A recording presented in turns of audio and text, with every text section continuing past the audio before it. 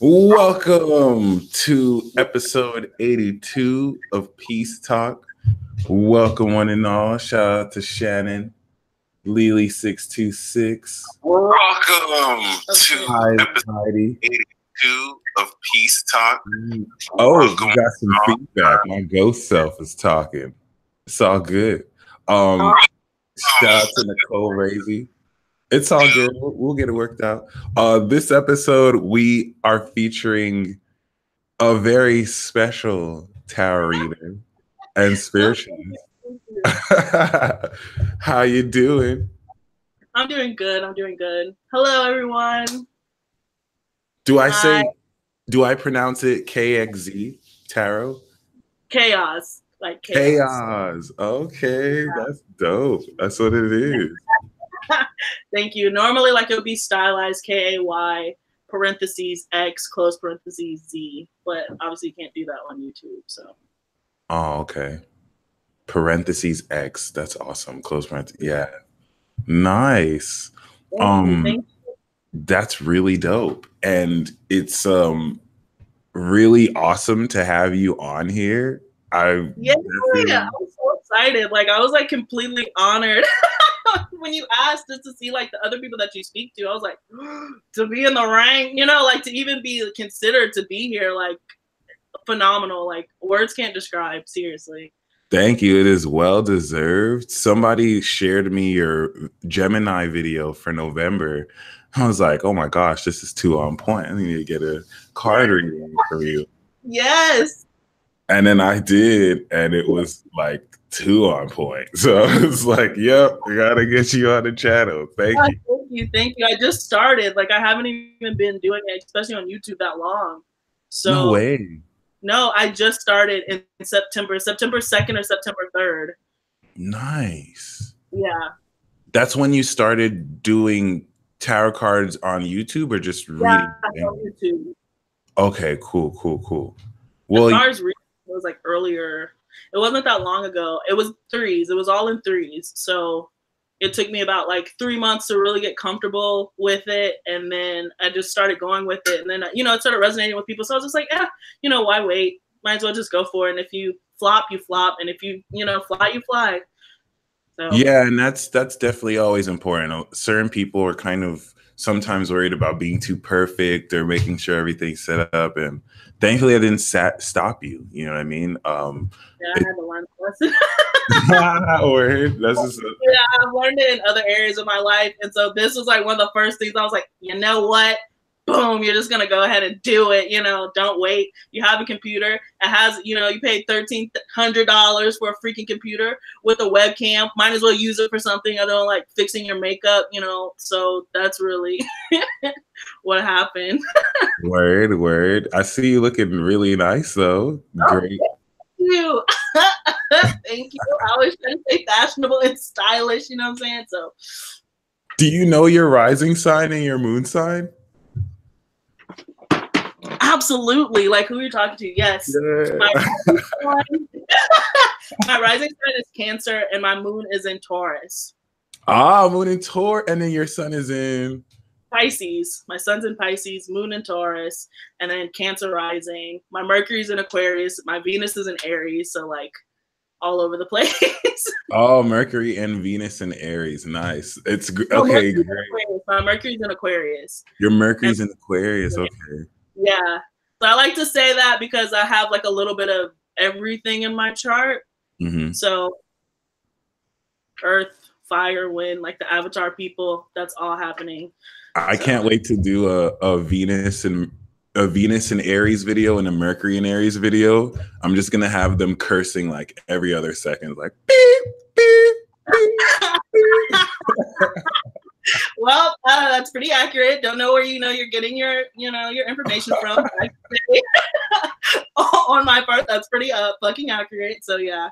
Nice. No, this is actually quite amazing because yesterday, or not yesterday, the episode 81 was also with a Pisces Sun Taurus moon.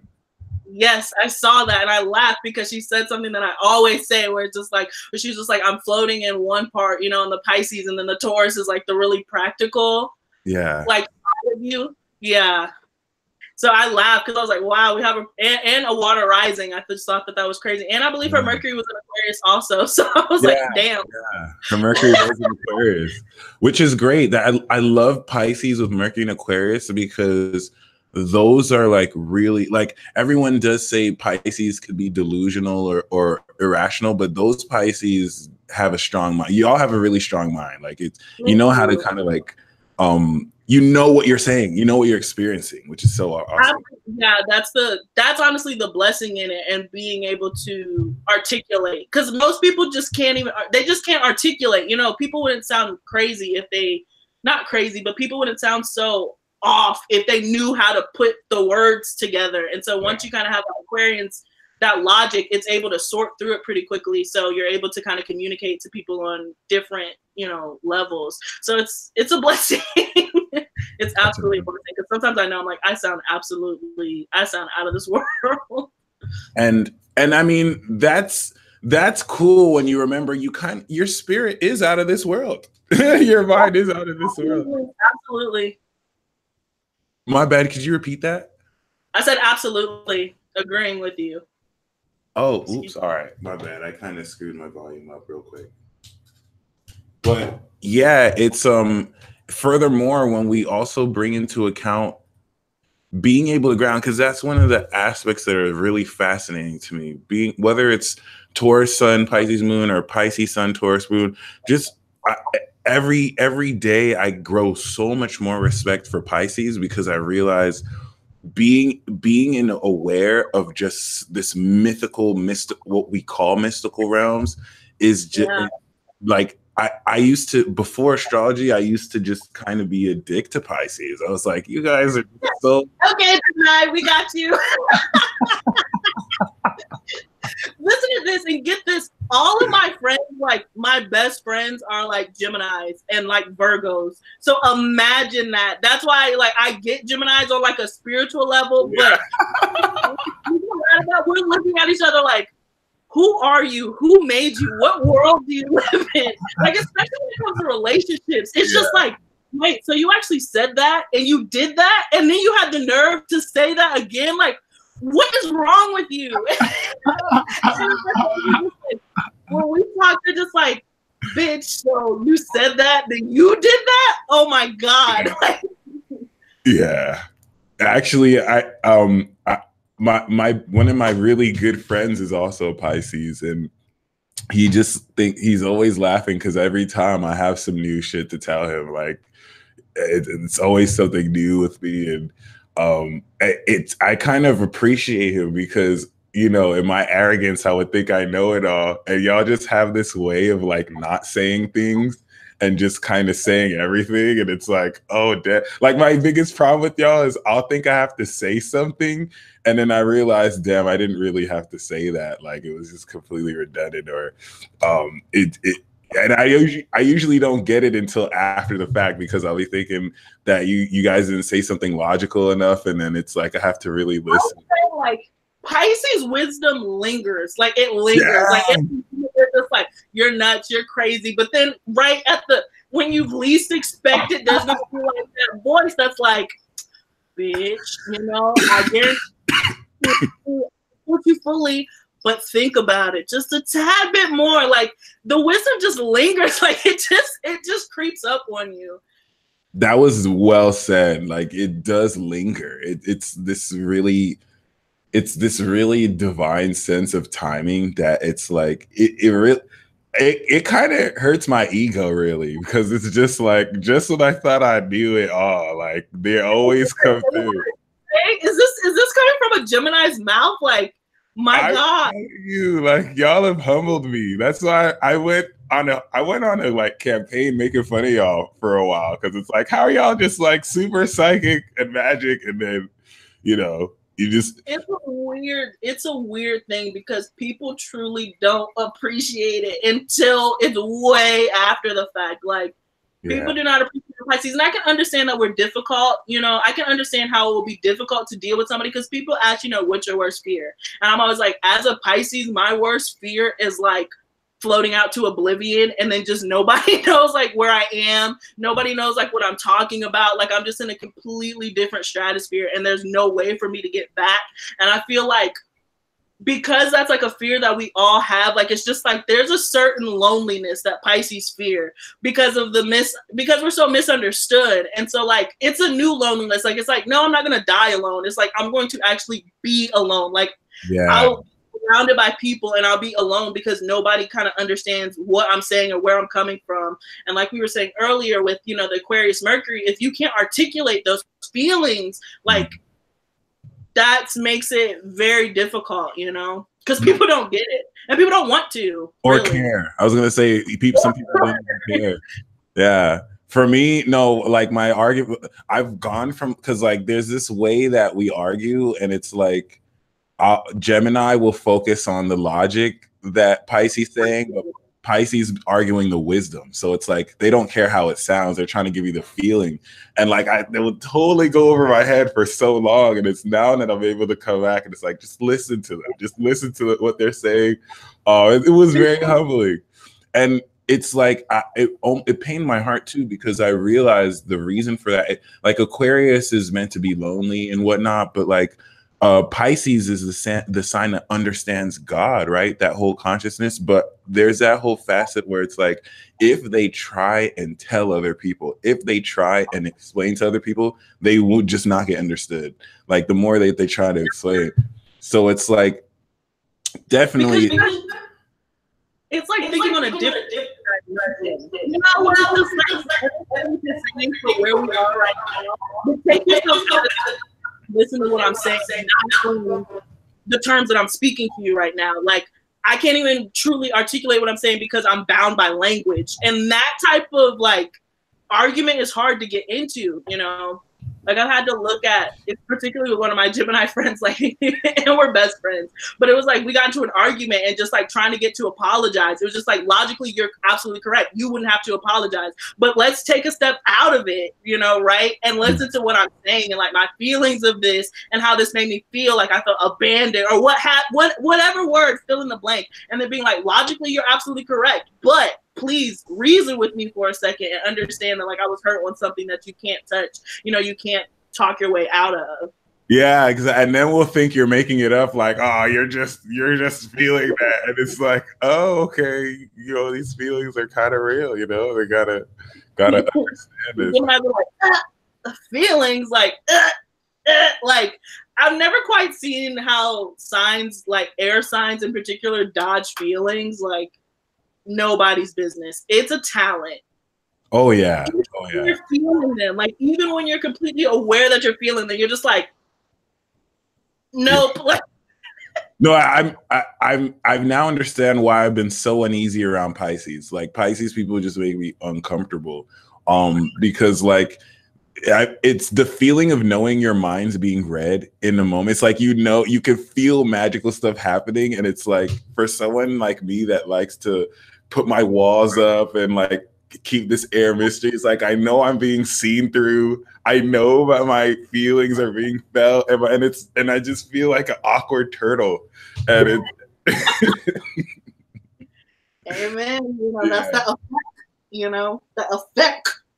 So, I mean, you know, the different ways the air signs dodge feelings are quite remarkable. So Aquarius will just have this stubborn block. It's like, well, you know, screw how you feel. Like, I already know everything. So, you know, your feelings are going to have to go there. They don't even dodge it. They're just kind of like a access denied. And then Libra is like super charming. I'm trying to get on Libra's out. Like Libra will kind of like take it in with one scale and then dish it out with the other scale. Like, yeah, I know you feel like this, but you don't really need to feel like that. Here, come and eat this cheeseburger with me. Like it's very charming. And then Gemini just does the dodge dance. Like, oh, gotta go. Wait, what you talking? Oh, hold on. No, I don't know. Can't compete. Like that's the thing. Like I'm always like, I could not date an Aquarius. I could not date. I don't even know if I could. I don't even know if Geminis date really. You know, I think Geminis hang out with people, and then like for as long as they're gonna hang out with them, and then once they decide, I want to hang out with somebody else now, then they do that. So I would never be like, oh, I'm dating a Gemini. You know, and I ask my friends, like, I'm so bad. Like, I literally refer to people that I'm dating, people that my friends are talking to as their sign. So I'm like, oh, how's Gemini? How's Aries? Like, how's Aquarius doing? And so, like, when anybody's like, oh, he's a Gemini, I'm always like, so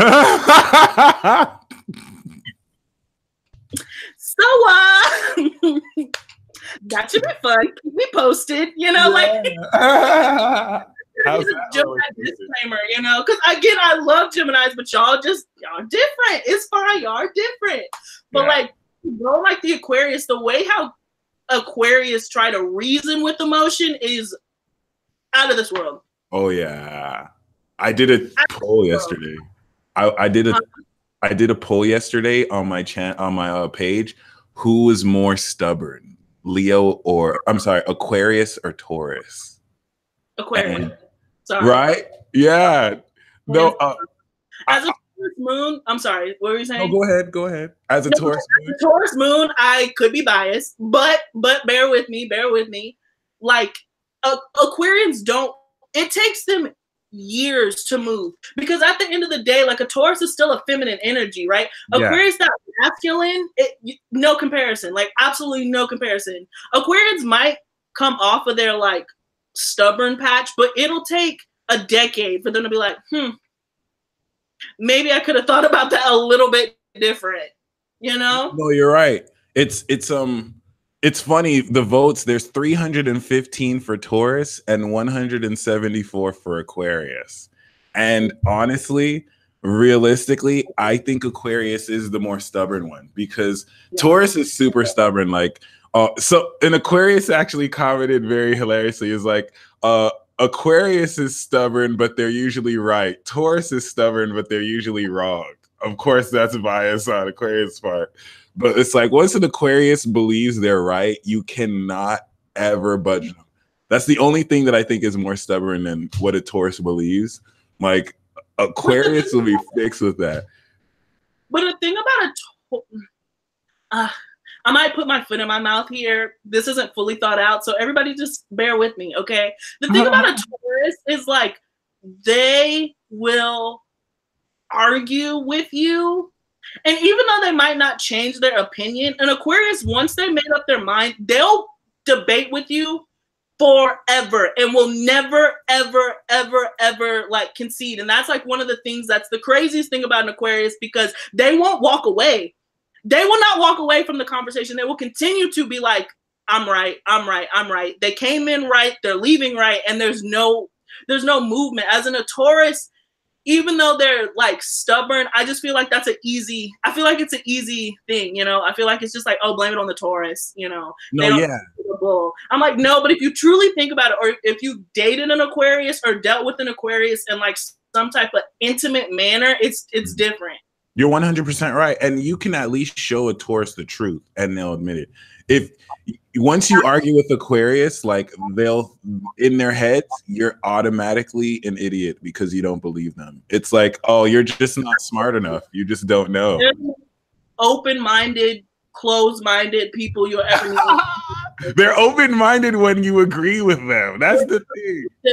And then they're closed-minded if you don't agree with them. There's nothing quite like it. And I have like strong Aquarius. Like, I was born the 24th of February, so like I'm right there. So like I get it, and so I can speak from my experiences with myself. Like, if you don't agree with me in a certain way, and I'm just like, oh, write you off, like, oh, whatever, you know, you're just wrong, and you don't ever budge from it. Like, a Taurus will budge at least at some point. At some point, yeah. But it's to Aquarius's defense, they usually are right sometimes. So it's kind of hard. They do come from a place of high knowledge. So it's kind of like the school teacher arguing with students. And like, sometimes that student might be right in that rare chance. But, you know, that stern teacher will never. Most of the time, they are right. Okay. But for Taurus, okay, they're right for themselves. Like, yes. This is what I believe. So yeah, like a Taurus is just like, I see what you're saying, but what am I saying? Like, that just works for me. Like, I don't give a fuck what you're doing, what you got going on over there. As an Aquarius, you're gonna force that down your throat and like anything on the planet. Like you have to agree with them. A Taurus will be like, agree to disagree, but don't talk to me about it anymore. Don't try to ask me about it anymore. I already told you how I felt about it. Period. An Aquarius, so accurate. They won't be your friend anymore. An Aquarius won't be your friend anymore if you disagree with them on certain things. Like, you're right. Even if it's not at the moment, like they've at that moment checked you off mentally. And it's just like my Aquarius friend and I actually recently argued over voting. Like it's something we do every year. And it's like he'll keep fixed in his position, but it's like he's not budging like at all. It's like when he hears my point, it's just like, okay, you know, you could tell he's looking at it like you're just so confused, like you have no idea what you're talking about. Enlightened. Wait till you read this book. Wait till you really understand the truth. Wait till you see that documentary. You know, very much like that. Like you just haven't had the right access to the right information, dude. And you're like, listen, this is my gut telling me this, not your ass, not any fucking thing that you've read. Yeah. And that's why the only zodiac sign that can realistically change them is Pisces.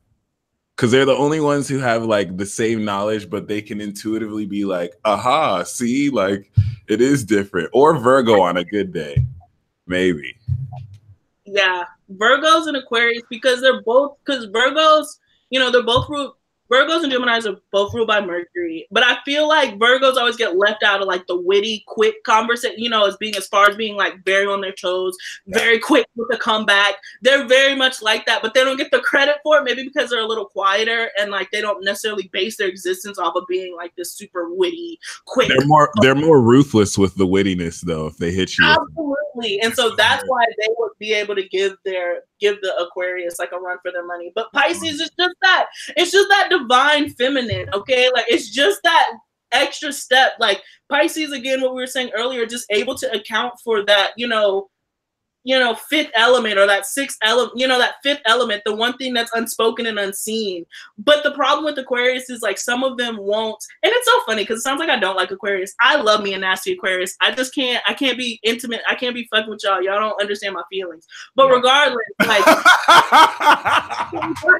I love me a nasty Aquarius. I do. I really do. But like when y'all get to y'all's little moods, I can't. Oh my God, yes. Taking a step further to be like, but you actually have to hold the baby in order to like cradle it. You can't just yell at it to stop crying. Like that is the difference between Pisces and an Aquarius. That is so true. Oh my God. And like I'll agree too. Like Aquarius is one of my favorite signs. Honestly, the reason why I'm stubborn. Yeah.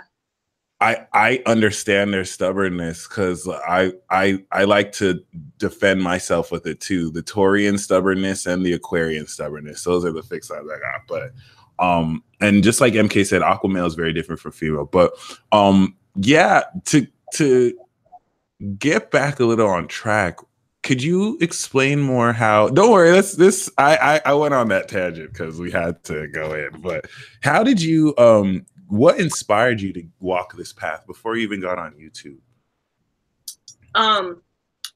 It's funny because I've been watching all of your, previous interviews. So I was like, how am I going to answer that pertinent question?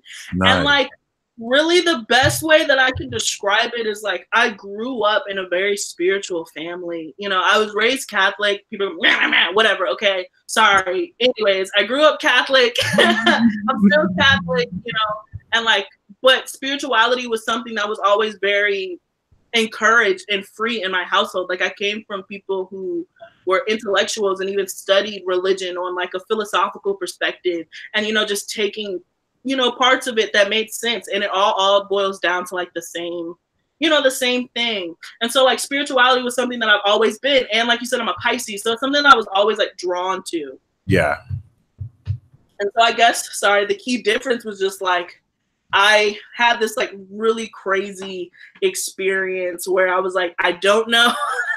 Some would call it a mental breakdown. Others would call it a spiritual breakthrough, depending on who you're talking to. But I went where I just like completely like lost my mind for about 7 days. And like the best way that I can describe it is like if we go with like the ancient Egyptians, right? And our soul is housed like in our tummy, okay, and our stomach. Like imagine like being like pulled like this, you know, from your navel, and then like you're outside, and then you're pulled back in. So with that, you know, with the spirituality coming outward and then moving back in, but instead of being just turned this way, I was completely turned inside out to come back direct again. And so with that motion, it was kind of like, instead of walking beside my spirituality, I started walking in my spirituality. So it was something that was always with me and beside me. But then I decided, after having like this crazy like 7 days and 7 nights where I was just like lost my fucking mind, I was batshit crazy, and like that really put me into like a different. Nice. It let me understand spirituality a lot more. But it was one of those things where like I was talking hella brazy, like people were like, what the fuck are you saying? Like, what the fuck are you doing? And like but like I was just like, look, I'm not here. Like I'm just not in this dimension right now for whatever reason I was taken out. And so that really made me take it a lot, not more serious because I was already serious about it, but it made me want to be a part of my spirituality. It made me want to be an active ingredient into like who I was becoming, opposed to letting it happen to me, if that makes sense. No, it makes perfect sense. And yeah, I love that you said brazy right now. That was really that was really bull. If anything, you know. I say it with the kids, you know, what are they saying? Right? Yeah. No. It's you touch on something so important, because one of the hardest things for people to, as Heidi said, and as I've coined it, going fish-tarded, you know what I mean? Like it's really hard for people to lose their minds, and it's nothing that you truly induce, but when it's happening, kind of just accepting and letting it happen. And that's where I love that you have the Taurus moon, because you can be out of your mind, but your Taurus moon can be like, hey guys, I'm out of my mind right now. Like I'm not really here. Exactly like my grandma said, because I was just like so crazy. Like I was nervous. Like I was just like, I'm going crazy. I know it. I'm going crazy. And my grandma was just like, it takes a really sane person to know that they're losing their mind. And that, like the bingo to it. It takes a really sane person to know that they're going fucking nuts. And so the entire time I was like, I'm going nuts. I was like, somebody confirm or deny if I'm gonna like come back. So nervous. I was like, this was my worst fear, guys. Like there's like an astronaut just like without the like thing just dangling. They're just like this. And I'm like, oh my God, like for the oblivion. Oh my God. But I ended up coming back. Yeah.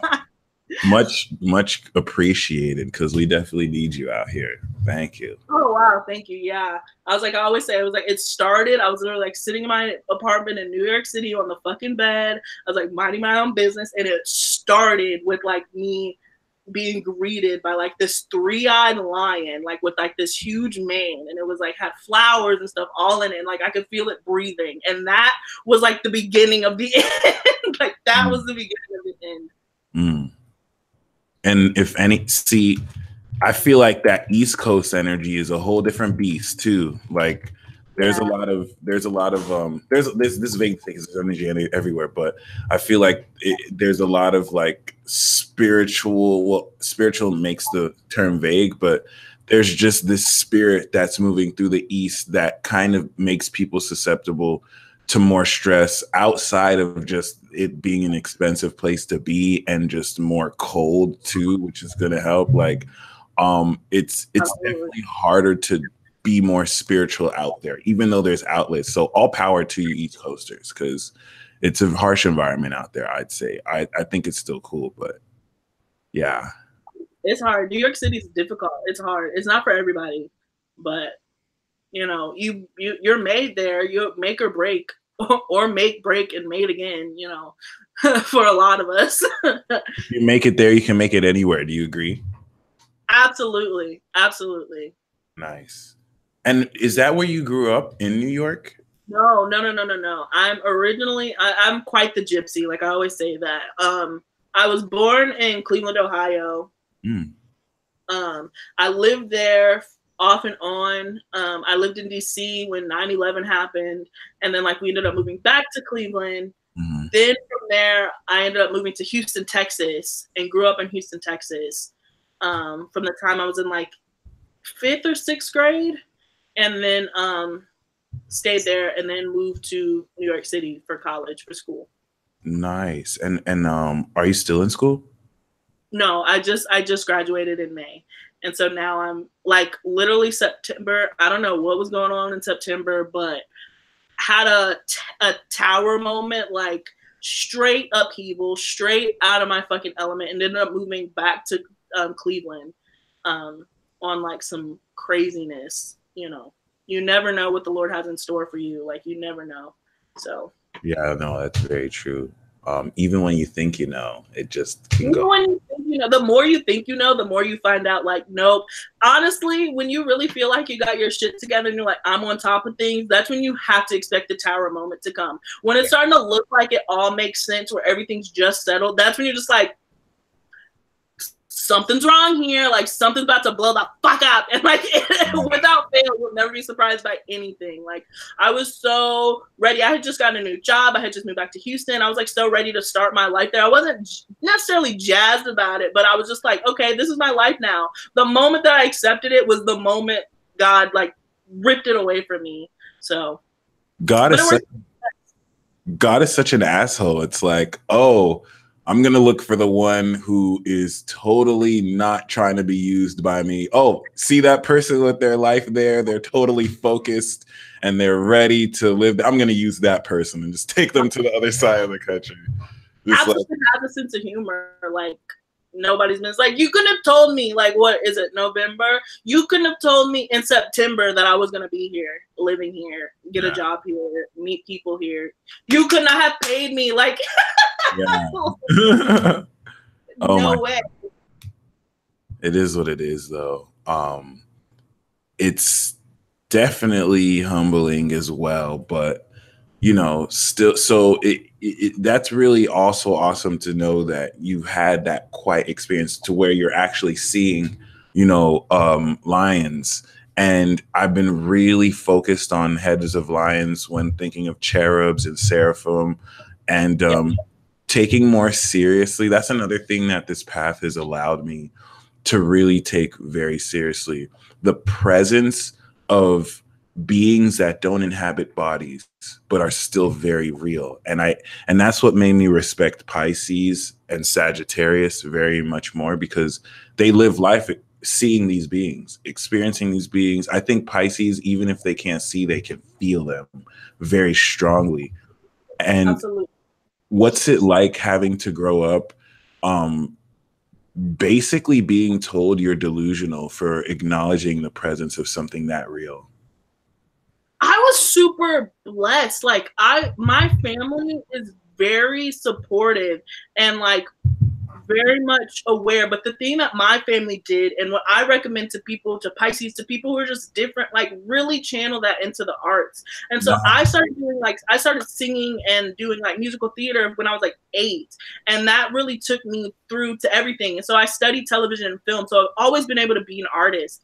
And so when you're able to take those feelings and put them on paper, put them into words and transform them, you know, transmute them into something else that's tangible for other people, you know, that makes a hell of a difference. Yeah.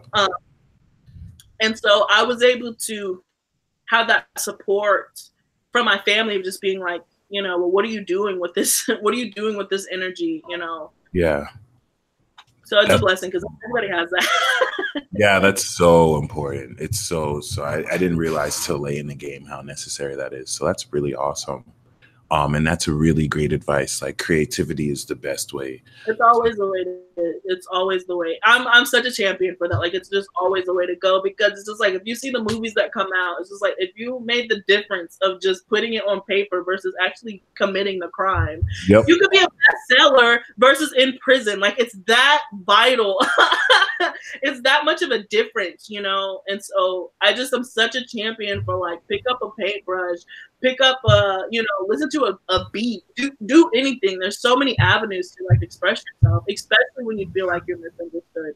You know, music is so great in that way.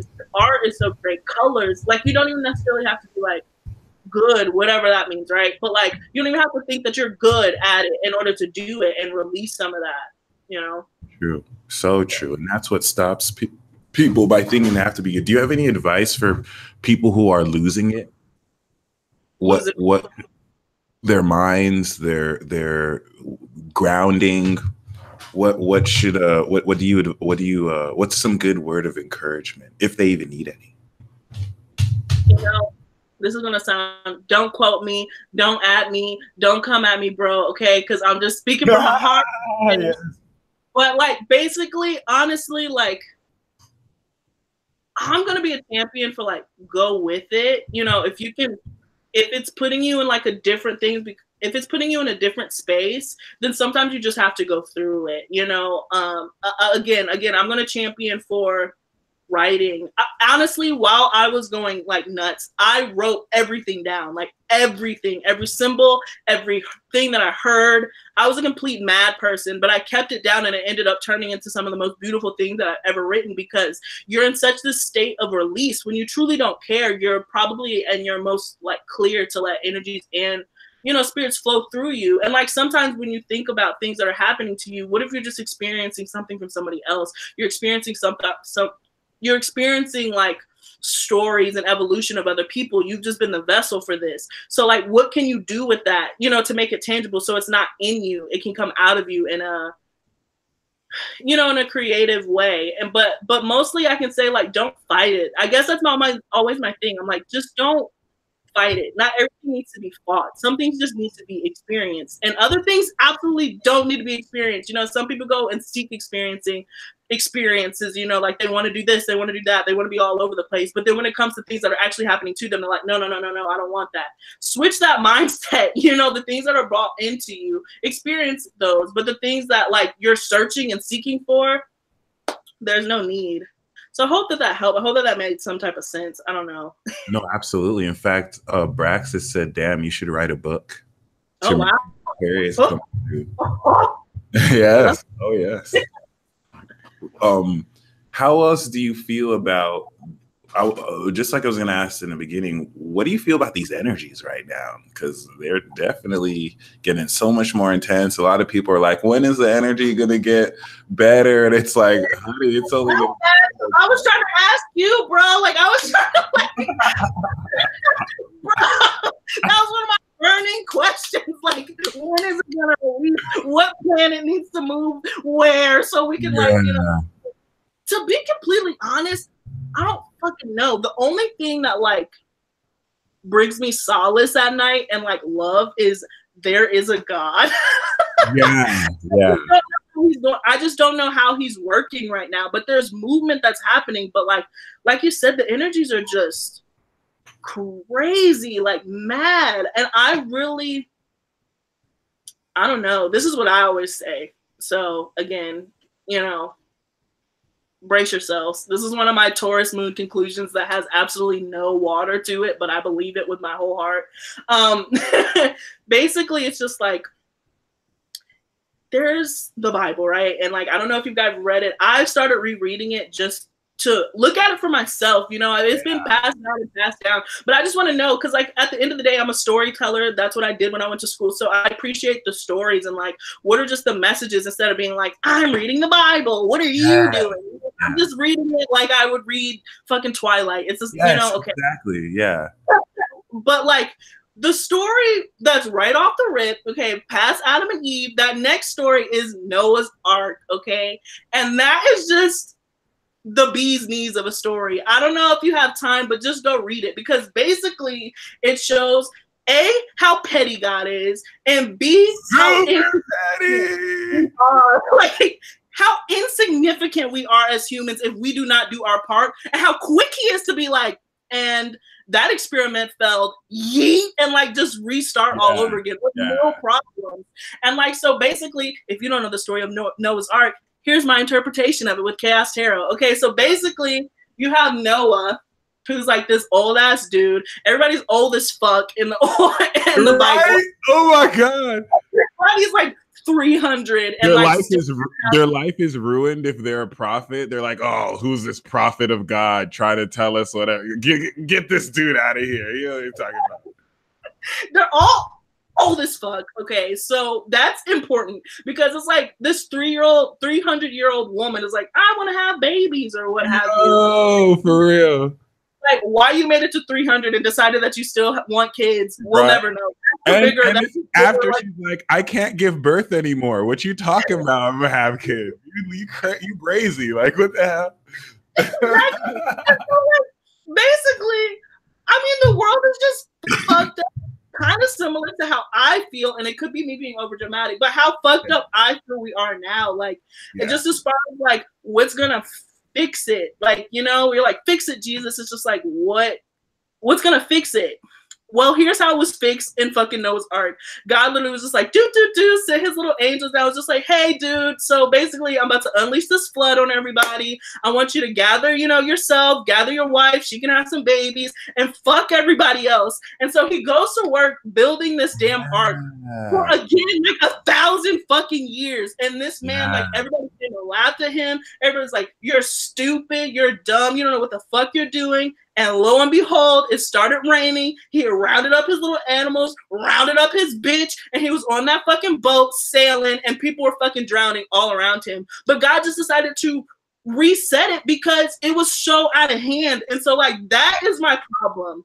And that's what brings me to why I brought up this story in the first place. It's like, it's out of hand. I feel like we're out of hand. Like, you know, I can only speak for like America. You know, I'm sorry. I was like, I've been out of the country, but like, I can't speak for them. But like, it's got in hand. Like, as far as like being a millennial and kind of being like, trying to like, whatever. I was just talking about it with my grandmother earlier, and it's just like, we're completely fucked, and I don't really know where we're supposed to be helped in the grand scheme of things, especially when like our planet is kind of turning on us in a way because it has to survive, you know, like the world's going to keep spinning whether we're on it or not. And so if we don't do our part to make ourselves, you know, we're going to make ourselves important or even help it. No, that's so real. We'll be turned the fuck off as easy as God picking some random fucking person that we'll never fucking hear of ever and have him start on a project while we're still gallivanting and doing whatever the fuck we're doing. You know, it's that simple to me. That's not far-fetched to me. Like, you know, I don't know.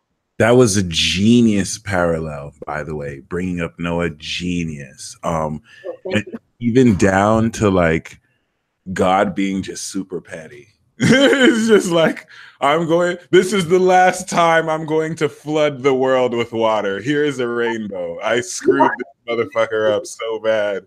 I can never do this again. So I mean, it's just like, he don't give a fuck. Like, he loves us and he has eternal love and sunshine, you know, or whatever. Like, no. But they don't give a damn, or she, for those of you out there, they don't give a damn about us. They don't care. Like, if we don't do our part, the only thing that God set us apart from a fucking zebra are these. For real. And this is it. This is what sets us apart. You're so right. You're so right. Basically, like even the primitive parts of our brains, like the only thing, the one thing I respected about Old Testament God versus New Testament God. New Testament God, I really do. I'm sorry. You know, I'm just as progressive, but that dude. you what about New Testament God? I said I'm really like progressive, but Old Testament God had me cracking the fuck up. Yes.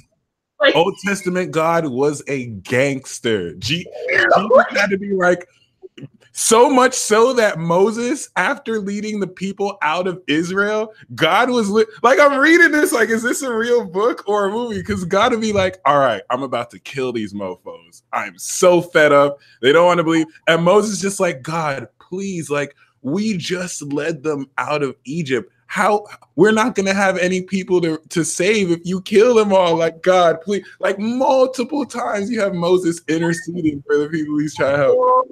PR campaign to talk about how he a new God because he was so wrong in the last one. Had to bring new people out to talk about now. He's different now. He didn't change. He didn't calm down. Jesus had to give a talk to God. Jesus bring you down as quick as he did before. You know, there's chances. He sent somebody down. Just, you know, calm, chill. Don't worry. Old Testament. What? You're dead instantly. Like, get out of my face. You better be holy. And I feel like that's how our spirit guides really be feeling about us. Like, oh, you lucky we not in the Old Testament times, because Jesus had that talk with God. Jesus was like, father, you know, you're a little bit extra, you know what I'm saying? Like you kind of need to learn. But it's interesting because I feel like that astrology explains that as well. Because I used to think that Aquarius and all these other worldly signs, Sagittarius and Pisces, that they were all knowing in the sense that they had it all. But it's that dynamic where it's like you have a higher, extra advanced consciousness. But when it comes to being an earthling, they just stick out like a sore thumb. It's like they don't know certain things about being human where lower consciousness can, but they don't know the extra mysteries. So it's like we kind of have to come together. It's like God had to understand his creations, even though it was set out to where, you know, he's all knowing and whatnot. So it's a genius parallel. Also, are you familiar with the story of Jonah and the whale? Oh yeah, Jonah the whale. He goes out, he gets eaten up, gobbled up in that whale's belly for again hundreds of years. Yes. That one, yeah. Jonah represents a lot of light workers because here you have this old ass man, and God is like, go and tell that city, I'm going to destroy them. They've been sinning. And so Jonah's like, y'all getting wrecked.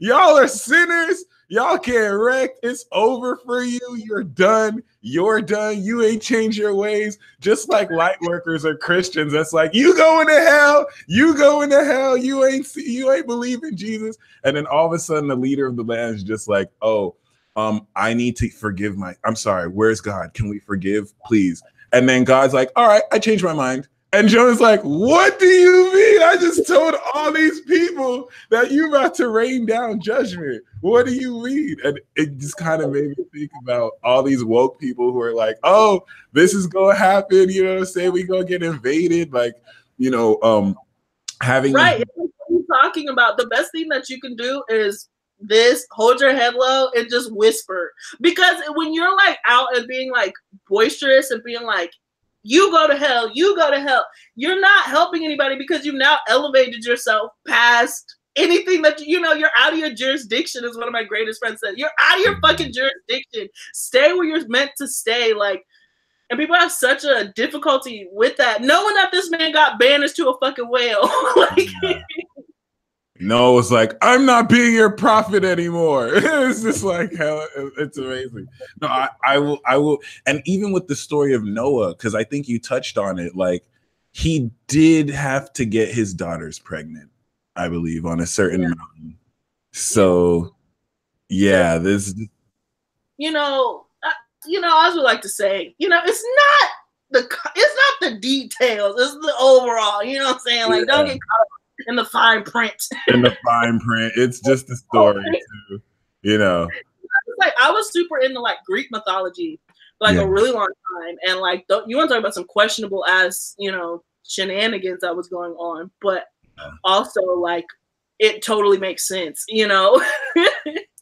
No, totally. Especially to see this parallel. What do you feel about reincarnation as far as like split lives? And we don't need like an in-depth detailed answer, but like, what do you feel as far as people borrowing in spirits from, you know, higher beings? I used to be so skeptical. I used to really blindly believe, and I became really skeptical about archangels and angels and deities.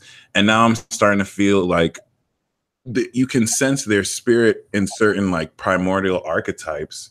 But yeah, what do you feel about people who say, oh, I'm Osiris, or oh, I have sorry, that's kind of a loaded question, but like realistically, how does reincarnation work for you? And not even to reincarnate as a deity or anything either, but just in general.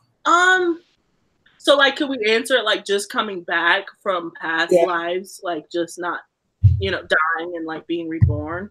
Yeah, absolutely. Okay.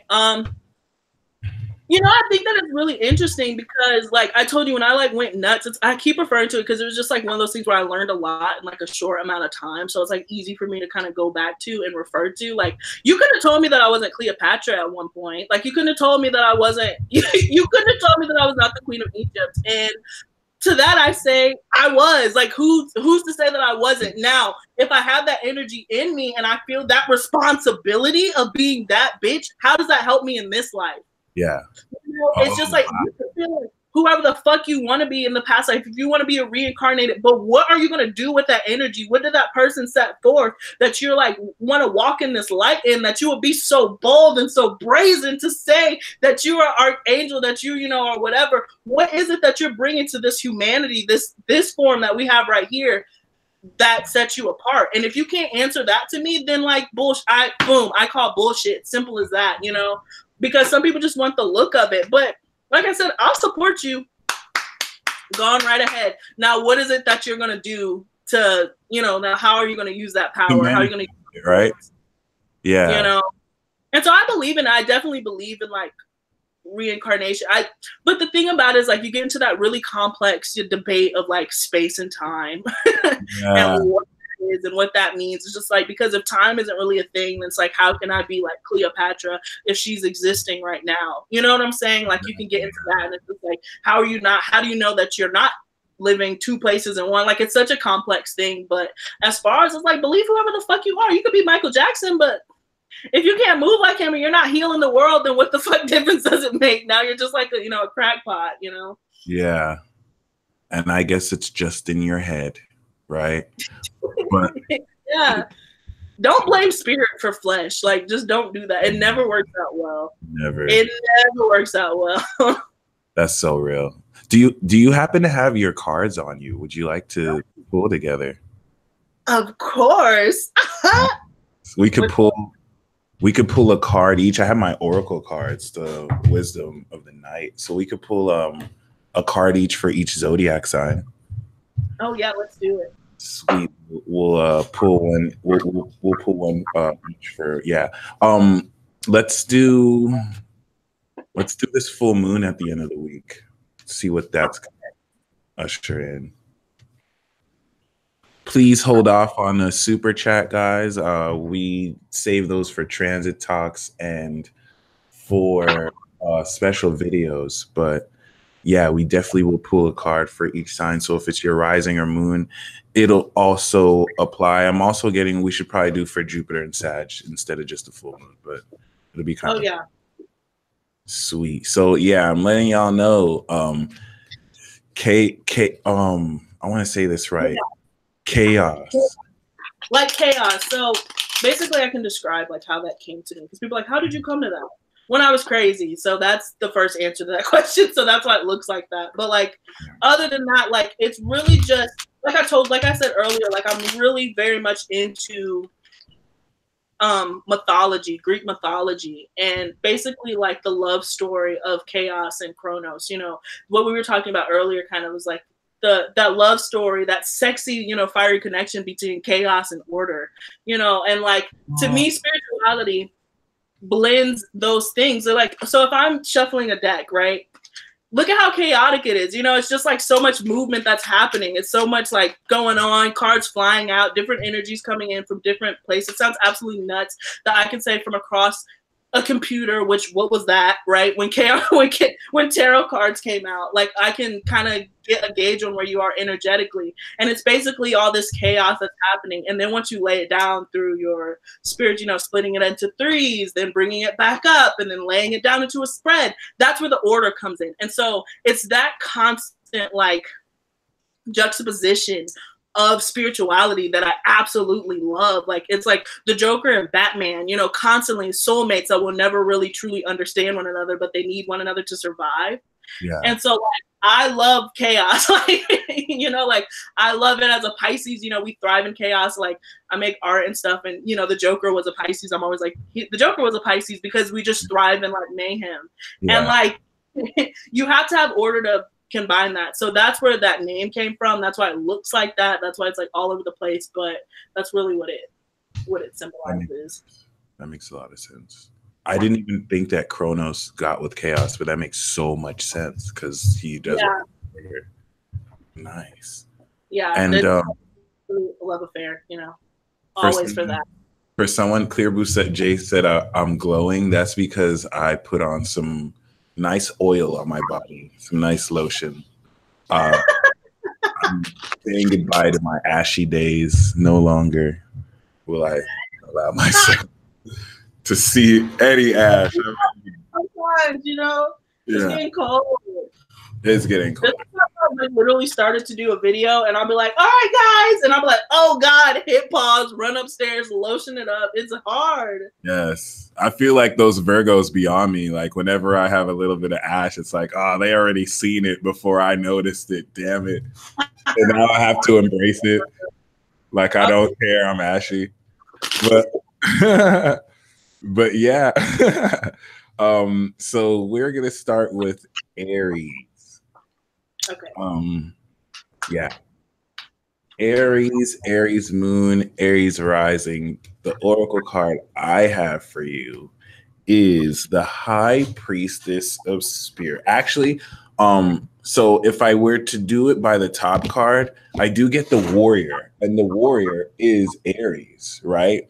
But I got the High Priestess of Spirit. The High Priestess of Spirit wants you to unify your awareness of the elements in every single area of your life in order to purify your fire and kind of evolve the power with which you do what you do. It's like, since it's Sagittarius season, it's like you're going to see in a 5-9D way what you're already doing in 3D. So it's I think that's the best way I could put that into words. But High Priestess of Spirit is definitely a goddess energy that's going to be guiding you because you're busy on the battlefield. It's so funny. I split it and I got Kayxz too. You're just talking.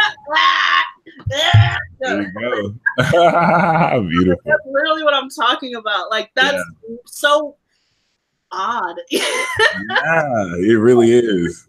And especially when you look at like tarot, people are like, oh, I don't think it's real. I'm just like, look, there's 72 cards or 78 cards in a deck. The chances of me pulling out the exact cards the way that I pulled them is like almost a 1 in 100 chance. Like, and do you understand like the chances and just math? Okay, for all you science people, like scientifically, this makes no sense.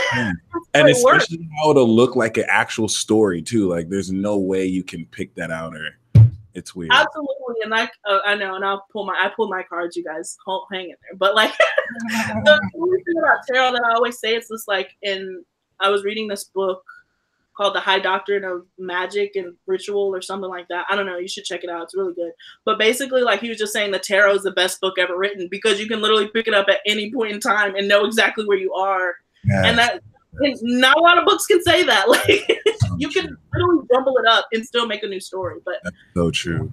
Or pick similar cards, even when you've shuffled. Like, there's certain times I don't shuffle as well.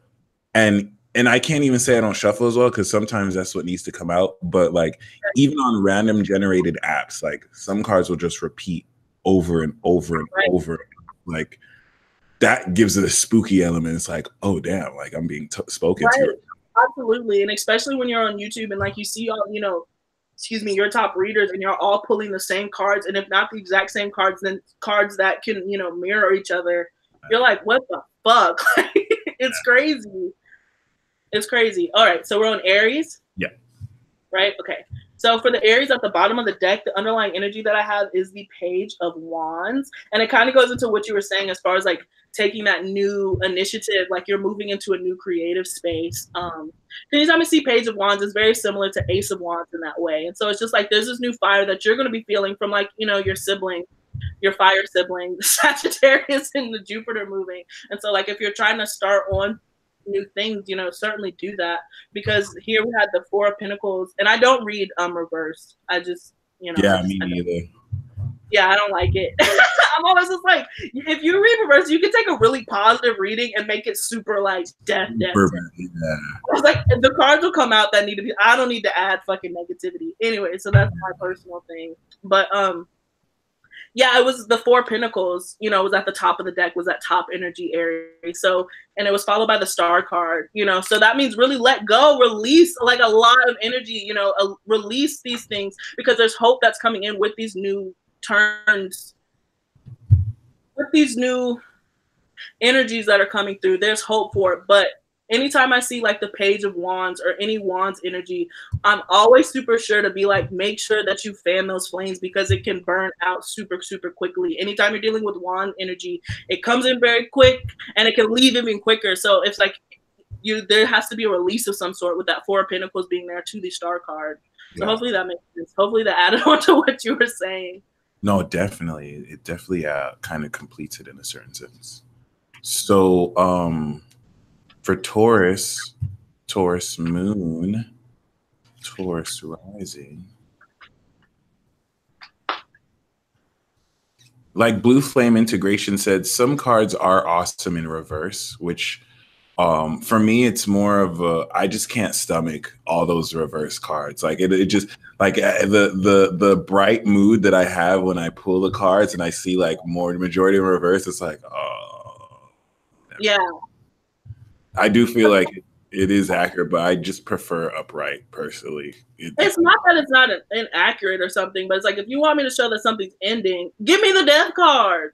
That's fine. Give me the Tower card. That's fine. Give me the Devil card. That's fine. There's enough darkish cards in there to kind of lead me in the right direction that I don't want to see the Wheel of Fortune reversed. I don't care if it just means delayed. I don't want to see that. Like, let me know. Like, you know, boom, like literally speaking, it shall appear. Like, you know what I'm saying? Like, that's for Taurus or what? Or that you just flew out for Taurus? That just flew out. Yeah, I feel that. I'm a Taurus rising. Oh, and you got the Taurus moon too. I got understanding for you, Taurus, which is important. You're going to be understood in relationships, and this is you gaining. I think that death card is coming with understanding because look what flew out. This is what I'm talking about. Y'all can't make this up. Look what flew out. Literally with the death card. To what you said to the lovers. Like, see what I mean? Y'all better get a tarot reading. Like, y'all better get a tarot reading from Miss Kayxz right here. She's not playing. She's not playing. Am I saying that right? Is it simply Kayxz or Kayxz? What? Like what? I don't care. People call me a whole bunch of things. People call me. I go by AD. People call me, for my friends, my name's Adair. For you know, you can call me Kayxz. Whatever. A name. What is a name? You know. What are we? Is a name? Like Absol said, never mind my identity. I'm an entity, or something like that. I love Absol. Yeah, he's amazing. He's amazing. He's incredible. Gemini, for you, I have, of course, Gemini. We have the Trapped card. Do you feel mentally trapped? I feel like it's impossible to be a Gemini and not feel, oh, of course, the Three of Swords. Wow. Damn. That's a hard pill to swallow right there. I can't say it's undeserved. That's why energy being the Three of fucking Cups. So, I mean, Gemini, that Trapped card right there with the Three of Swords especially, don't feel trapped to obligations that aren't fair or some stuff. I feel like it's a mental thought loop that you're having too, that you will be free from, which is why the Trapped card is here. But or you know, it could be trapped in a relationship, or it might not even be you that's trapped, Gemini. It could just be a situation. So I think the Three of Swords really gave it the proper perspective, which is really important. Yeah. Yeah. I was like, as far as like trapped in that Three of Swords, I just feel like for the Geminis that I know, you know, it's just time for like a different state of being. A lot of you guys have been tested. As far as like how you thought about things, how you thought about life, living in general, like a lot of those things are being challenged now. And so like now it's time to accept those challenges, and instead of trying to fight it, again, experience it, you know, like there's nothing wrong. And I feel like Geminis, a lot of them have come to like these conclusions before, you know, like years ago, like they came to these conclusions, and now they're being faced with the results of those conclusions. And so it's just kind of like, oh man, I might have done this to myself. Like, man, I shouldn't have said that 5 years ago, that like, this is an extreme, but like, I shouldn't have said 5 years ago that I never wanted kids ever, and like, I would just burn them at the stake. And now you're like, shit, now I kind of want kids. Like, it's that type of like. When I say you are so accurate right now, oh my God. I didn't say it 5 years ago, but I did say it a couple days ago. So I mean, I have to go back to the drawing board. I didn't say I'd burn him at the stake though, but yeah. Even damn. Y'all better get a tarot reading from her. Yo. She's not joking. Like this is wild. Cancer, for you, we got success. I got this card for you too, by the way. It just kind of came out. So knowing you're a Cancer rising is also good confidence. Thank you. Boom. Yes. Congratulations, Cancer. Thank you. But Cancer is what I got, okay? Not but, right? And, okay? I got the 2 of Wands and the 2 of Swords. So basically with that success card, that's telling me is just like you need to make some decisions about yourself. Like if you have the whole world in your hands, now it's time to commit to whatever it is that you're going to do. I need to trust my intuition then, because right after I pulled the success card, I split the deck, but I didn't think anything of it because I thought it was just whatever. I need to find that card again. You're gonna flip. It was my apologies. I think I shuffled it. I'm obsessed with your background, by the way. Thank you. This green screen is like been hooking it up for the longest. Yeah. Is it like a wolf in there? Oh, yes. It does look like that. That somebody else mentioned it too. Like right here, right? Yeah. So I had split the deck and I got choices right after. Boom. Yeah. I didn't think anything of it, but next time I'll definitely pull it. So, yeah. When that happens, you're like, oof, fuck. Should just, but definitely decisions. But again, it's going to lead to success. Success flew out for the reason too. It's just like, but you won't experience any success if you just kind of stay in your shell, Cancer. Yeah. Cancers are definitely going through it.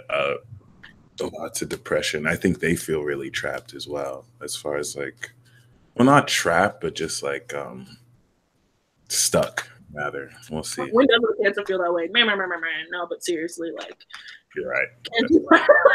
That's just a Cancerian existence. My sister's a Cancer, like, but yeah, I don't know. Cancers have been feeling a lot of pressure, but I think it's pressure to make a decision. To be completely honest, I just feel like they're presented with all of these choices and they don't know which way to go, and so they're just kind of hanging out. But that's so true. Leo, the Lions. We also have trapped for you too. Similar to Gemini, the top card was obedience, but the main card was trapped.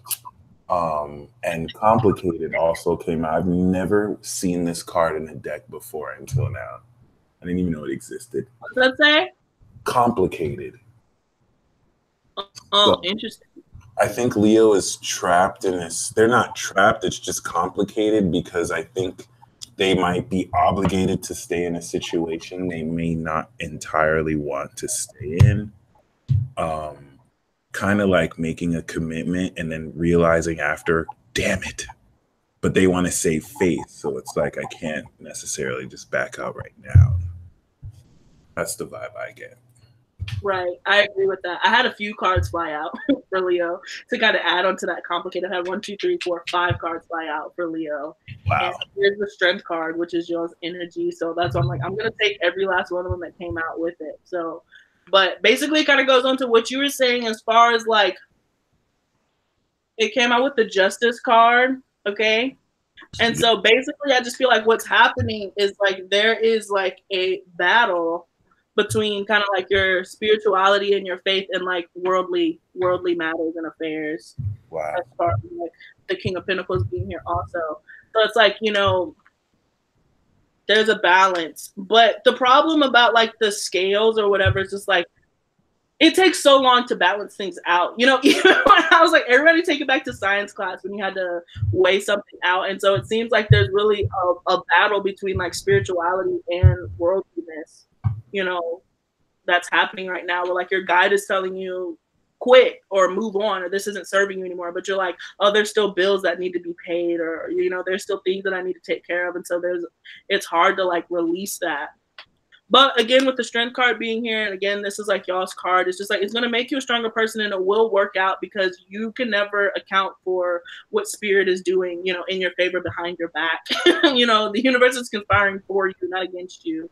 And so really follow your gut, even when it doesn't make sense, Leo. It's kind of what I'm getting. Anytime I see the High Priestess, I'm sorry, this is just a general thing. I was like, anytime I see the High Priestess, it's one of those cards where, like, you internally know what you're supposed to be doing. You might be fighting yourself against it. You might not want to know what you're doing, but like, you internally know, So go with your gut, Leo. Nice. All right. Virgo moon and rising. We do have love. I like this card. It has a somber touch. This is definitely awesome. I got reminder and High Priestess of Fire, but definitely love, passionate love for you, Virgo. With somebody who makes you feel free and not trapped, which is important. And actually cares about the little things that you nag about and neurotically obsessed about, oddly. I was just talking to a Virgo about like why cancers are good for them, because and literally my thing was just like, a cancer is just as like nitpicky and like picky as you are, but they'll accept you for it. Like, they're not gonna hold it against you. Like anybody else, like any other sign. Okay, that's really funny. Yeah. But basically, Virgo, I like that love came out with him, because I got the Five of Wands, the Tower, but then it was followed by the Wheel of Fortune. So it seems like a lot of you guys are kind of coming out of a place where like you didn't know what was happening, but now the wheel is turning in your favor. So if there was sudden upheaval, so if some of you are looking at this and you're just like, love, that's not even close, I feel like it's going to come out of nowhere, but you're moving out of this state of conflict. Nice. That was really well said too. Libra,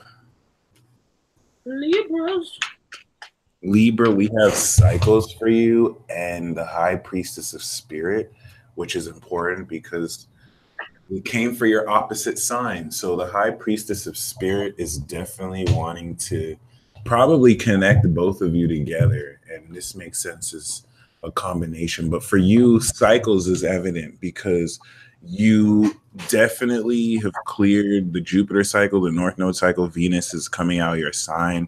And for you, I'm clearly getting that you're ready to come back around to a situation that you might have failed or weren't ready for. And now you're ready to get it completely, or to at least gain greater closure. Absolutely. And at the bottom of the deck, I had the full card. So goes right hand in hand with what you were saying as far as like starting that new cycle, taking that leap of faith and going into new things. And like a lot of you guys are just kind of in this Three of Wands phase where like you're waiting to see how it comes back to you. Like what you put out in the universe, how's it going to like return back to you, like for those ships to come back in. So it coincides exactly with what you were saying. Your energy when you pull is so, I can't stop yawning. And I noticed I'm not even tired, by the way. And I noticed it happens a lot with Pisces energy. Like, I guess it's because it's so, that Neptunian energy just kind of brings, I don't even know how to explain it. Come over to my house to like sleep in my bed. Like they would come over and sleep in my space. Like, yeah, I'm not even surprised. That's all right, Scorpio. The ever sexy, mysterious Scorpio. Hey! We have, okay, this is getting weird because now I got the same card that I got for Taurus. So this is the second opposition completion. Both you and Taurus are gaining understanding. But for you, Scorpio, there's a reminder and there's also playful. So remember to take light things. Learn this from the reason why Scorpio and Capricorn hate Gemini so much is because we make light of everything they take serious. It's like as soon as they're taking it seriously, we're like, dude, it's not that deep. The best way to piss off a Scorpio is to be like, it's not that deep, dude. And you can learn from that. All right. Not to say that you don't have wisdom, because that's what we go to you for, but you're going to really come into deeper understanding of certain situations where I literally just had a flash of insight where it's like when you've had a mood swing and you already told everyone off, but it's too late because you come back to, and it's like, oops. But yeah, this understanding I feel is gonna clear energy up for you greatly. But that playful message for sure is just kind of remember, it's not that deep. Guess what I got? Guess what I got? OMG. So at the bottom of the deck, I had the Six of Wands, which is a return, coming back to something right after a battle of, sickness, or after that bout of mood swings, and now you're just kind of not dealing with it. You're like riding back in like that didn't happen. Everybody's just going to let you, ride with it. Yeah. But at the top, I definitely had these Six of Cups, and that's 2 sixes, which, is awesome. But the Six of Cups, so again, childhood nostalgia, back to the basics, back to the ground, back to like being happy and keeping that playful energy and attitude. So, boom. Both 6 cards. Both 6 cards. Nice. That's funny that you mentioned Capricorns and how serious Capricorns are. Oh my God. Like, I'm learning more about Kayxz and about how like each sign has to deal with like 2 different signs and then the opposite. So like for Pisces, it's going to be Libra and Leo, because in between them is Virgo, right? Okay. For Gemini, it's literally Scorpio and Capricorn. So one is just getting super intense and the other one's getting super serious. And Gemini's like, ha, ha, ha, ha, whatever. And like, it's, oh my God. I know they want to kill me. Like it's weird. Yeah, I've always had a thing for Scorpios. Ha ha ha, no surprise. But like, but again, I told you my friends are Geminis, and they're just like, why? Like, why do you continue to do this? Like, please do something else. Pick something else. And like Capricorns, like Scorpios and Capricorns, my downfall. And all my friends are Geminis. So ask me if my friends like any of the people I talk to. You guessed it. No, they don't at all. No. And Abraxas, I totally will cover Decans. It's a great question. I will do videos on that. So Sagittarius, my opposite sign. See, I love Sagittarius because in my face, like we get along so well. And then behind my back, they talk shit with Capricorn and Scorpio. Like, oh, fuck Gemini. What's up? And then when it's us two, it's like, oh, fuck Scorpio, fuck Capricorn. But we're the two-face. It's all good. Sagittarius, we have beauty. Yeah, baby. I like that. Beauty and obedience, but also understanding like Scorpio. So I want to say, yeah, definitely beauty. Jupiter's in your sign. You're getting back into your power. I really feel this strong for when Venus goes into Sagittarius too. And I mean, a lot of Sag ladies, I see you looking like a hot snack. So that's always been the truth. But with obedience, honestly, it's more so, I think, staying true to you. Like the more, I think Sagittarius has a bad habit of not letting other people, they'll be mad about it, but Sagittarius can allow other people to break their rules in a very indirect way. So it's like they, when it comes to their friends too, like they need to lay the law. I think they don't want to be, it's weird because there's opinionated Sagittarius who will, but I guess they don't want to be the party pooper for their friends. So they'll kind of let their friends do things that cross their boundaries until it's too late. So it's like preserve your beauty by preserving your boundaries and keep, because Sag can keep to their own rules when they want, but making sure other people do without making them feel like they're less graceful for it. Pretty indirect, but. That's really interesting. That's really interesting read on Sages too. Yeah, I have to agree with that. I do have to agree with that. Actually, I never thought about it in those terms, but yeah. Yeah. They have a problem, like, as blunt and honest as Sagittarius are, you know, sometimes they can fall into, like, not wanting to talk about their feelings. Like, they can be blunt and honest about their perception of the truth or anything else. When it has to do with them directly, sometimes it's difficult for them to, like, say it. So I agree. Yeah. Standing up for themselves. Yeah.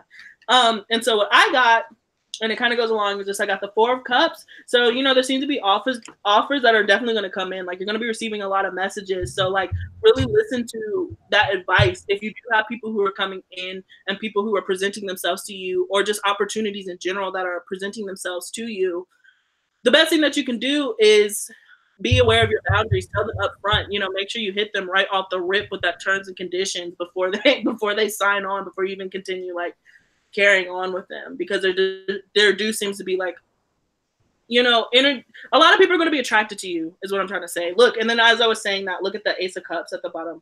Nice. So, like, yeah, there's just going to be a lot of people that are going to be attracted to you. So make sure that you say what you want, what your expectations are. You know, be true to that. Yeah, especially when it comes to expectations, because sometimes they could feel like, oh, it's totally cool until it piles up, and then they just completely ghost you for the rest of your life. Like, it's what it is. So Capricorn rising, Capricorn moon. Oh, interesting. We have confidence. And Capricorns walk around like their shit does not stink, and that they are the authority, and that you need to do better with your life. But they are lacking extremely in confidence right now. I think they have made themselves feel like they're not good enough for their accomplishments, or they're just being incredibly hard on themselves. So, like, y'all are confident, Capricorn, but you need to reclaim your real confidence. Post 2008, when you really thought you knew it all. Damn,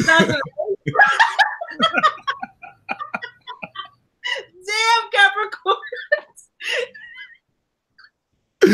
Oh my God, yeah. And I watched the interview with, this is a little bit of a tangent, I'm sorry, but, like, what were you saying? Like, Capricorns are really going through it right now? Like, there's something happening to them? So it's the most ironic thing ever, because, like, so it ties back in, just so you know, the bottom of the deck right here is in fact the 10 of Swords, so that's why, you know, it's here. But it made me think about that, like, what's happening? They're getting fucked up. Them in Cancer. It's just Capricorn has a very tough exterior, so you wouldn't know that they're dying inside, like, daily. Right. Like Pluto and Saturn are tearing at their spirits, so that they're having to redefine you. Like, every Capricorn alive is having to look at the traditional rules that they necessarily represent, and then write new rules, while also having integrity to be themselves, but then still hold space for, like, the rest of us, because they kind of are not necessarily enforcers, but they represent that. I think the law is Libra, right? But Capricorn is, like, the power of that, the actual ability to sign off on the law, where Aquarius would probably sign off on the law and Capricorn would enforce. But a lot of Capricorns being born now are not like old Capricorns. A lot of the stereotypes to Capricorns aren't necessarily the same. That's one of those signs that's literally transforming. And it's like they're having to come to terms with the responsibility of their influence and power in ways that is just so uncomfortable for them. And it makes it hard for them to kind of, like, look people in the eye. And that's not to say that they don't have a lack of confidence, but it's hard to really talk about it. It's anywhere from, like, actual near-death experiences where Pluto's near their sun, they get in near-death car accidents, to, like, really messed up situations where they're getting messed up with the law, and they're really just, see, the whole purpose of this is for them to tap into a deeper power. I have a Capricorn moon, so I'm feeling it too. Like, this shit is, the reason why I'm able to last is because my Gemini awareness could just make light of it and just, like, laugh about some aspects of it. But, you know, feeling into that intensity, they kind of feel like the weight of the whole world is on their shoulders, because they know if they don't make a certain decision, a lot of people who they're responsible for. And yeah. No, I get that. I was like, my ex is a Capricorn, so but I'm sorry to all the other Capricorns. You're like, sir, it's him, right? That's it. I'm serious that shit, nigga. Like the fuck, like you fucking thought. But like yes. I might have to say my ears might have perked up a little bit when I heard Caps were going through it, but I understand that Caps are more than like the person I dealt with. So like in that case, I wish you the best in your journey. But just for the sake of it, evolve. Just evolve. Like it would be so much easier. And I get that that's the thing with Capricorns. It's just like, and that's the integrity that you were facing. Like, how would they still be able to look at themselves the same way? Because it was okay. You know, it kind of goes into that Aquarius thing where it's just like, if you are right, great, you can be right. But where did being right get you? No, it's this. I'm quoting a Capricorn that told me this. She said her lesson was, do you want to be right or do you want to be happy? Yes, absolutely. Absolutely. That's exactly what I'm saying. It's just like, you can be right. So, okay, fine. But what the fuck does that get you? Nothing. Like, you can't even fucking go into like Chuck E. Cheese and get a fucking Twinkie Twizzler roll with that 25, tickets. Like, it gets you absolutely nothing. So, anyways. No, but I love Capricorns. Capricorns are honestly one of my favorite signs, I guess, because I'm so like a Pisces and I'm like out there, but they're so grounding, and my Cancer rising, that's my descendant. So like I feel for Capricorns on like a spiritual level, but evolve. Just evolve. No, that you said it perfectly. And it's really teaching me about the sign, because like it's totally different. Capricorn moons are gracefully evolving through this because it's our moon. So we have no choice but to surrender. You're not gonna have to be like, I was wrong. Yeah. You can say that to yourself. Exactly. And we'll just flip it on ourselves. But as a Capricorn sun, like the ego of the sun energy, it's a huge blow to their pride. And you nailed it. It's like they just have to evolve, and they will when Jupiter goes to their sign. And there are Capricorns out here evolving. It's kind of Capricorn evolving is like going to school for 20 years and then getting your degree and then realizing, oh, I'm not even going to use this degree for the job. I just realized I don't need it anymore. Something completed. So it's just like total displacement. I'm sorry, I forgot to do the card. I actually pulled the King of Cups, which goes into what we were saying, as far as like just evolving, like it's that external, because when you see kings, it's that external, so it's just like you've had that hard exterior, that practical exterior. It's asking you to be more compassionate. I think that whatever this transit is going to bring compassion back into Capricorn to the point where like they're able to wear it, because Capricorns are misunderstood as like these assholes and kind of like these dicks, but they're super, super sweet. They're really, the way that they show their love is through like this kind of staunch, like strict. I'm always like, they're that strict teacher, who really wants you to get that A, but they're not going to bump you. Like, they're not going to bump you. Absolutely not. You're going to have to earn it, but they do want to see you succeed. And so now it's just asking you to just be a little kinder in the way that you're moving, be more compassionate in a way. That's very, very true. Very, very wise. I totally agree. And they're very deep lovers too. Deep. They're like deep. It's just like, but that ego sometimes just really eats them up. Like it just totally gets in the way. And Capricorns get to that point, you should have added them to the list. Now I'm thinking about it, of who's more stubborn. Like, oh yeah. Definitely. Capricorns, like, they get to a point, unlike any other sign, even unlike an Aquarius and unlike a Taurus, where you just can't speak to them anymore, where like Absolutely. You just have to walk away, because they're just like, they've just dug in their heels and they're just not moving at all. And so you're just like, I love you, but I have to walk away, And then it gets all elitist. It's like, who are you arguing with me? What have you done in your life that you even think And then at that point, it's like, there's nothing I can say. Okay, never mind. Aquarius moon and Aquarius rising. Look at Pete Davidson. He's Aquarius. He said, I'd rather be right instead of right. Be alone and right, sir. Be alone and right. was that, Aquarius or Capricorn? He's Aquarius. That is like quintessential Aquarius. It's like, would you rather be right or happy? Aquarius like, I'd rather be right. Peace, mortals. You're wrong. You're wrong. And Aquarius, like, let me just say this. Oh my God. Before I even tell you the cards that I pulled. You remember that. God, remember that when you need a friend, when you need somebody to get you. Like, remember. I'd rather be there. And if you look at the empty victory card, that's Aquarius. I think it's a Venus in Aquarius and the 5 of Swords in the tarot. It's like you're right. Look at this. That's why I pulled for this. That's why I said before I even get into the cards, before I even tell you what needs to be said, remember that when you need somebody to play with you. Remember that, sir.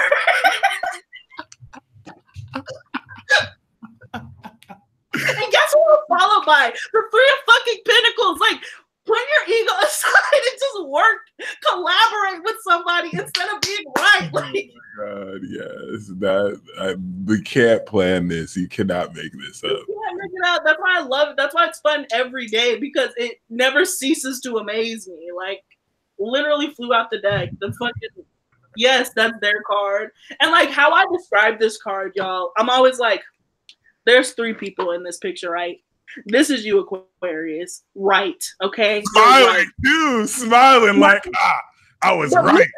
Now these motherfuckers in the background were like, "Oh, forget it!" Like, I'm going home. Like, they don't want to play with you anymore. Like, they just like, I don't even want to play. You made one dude cry.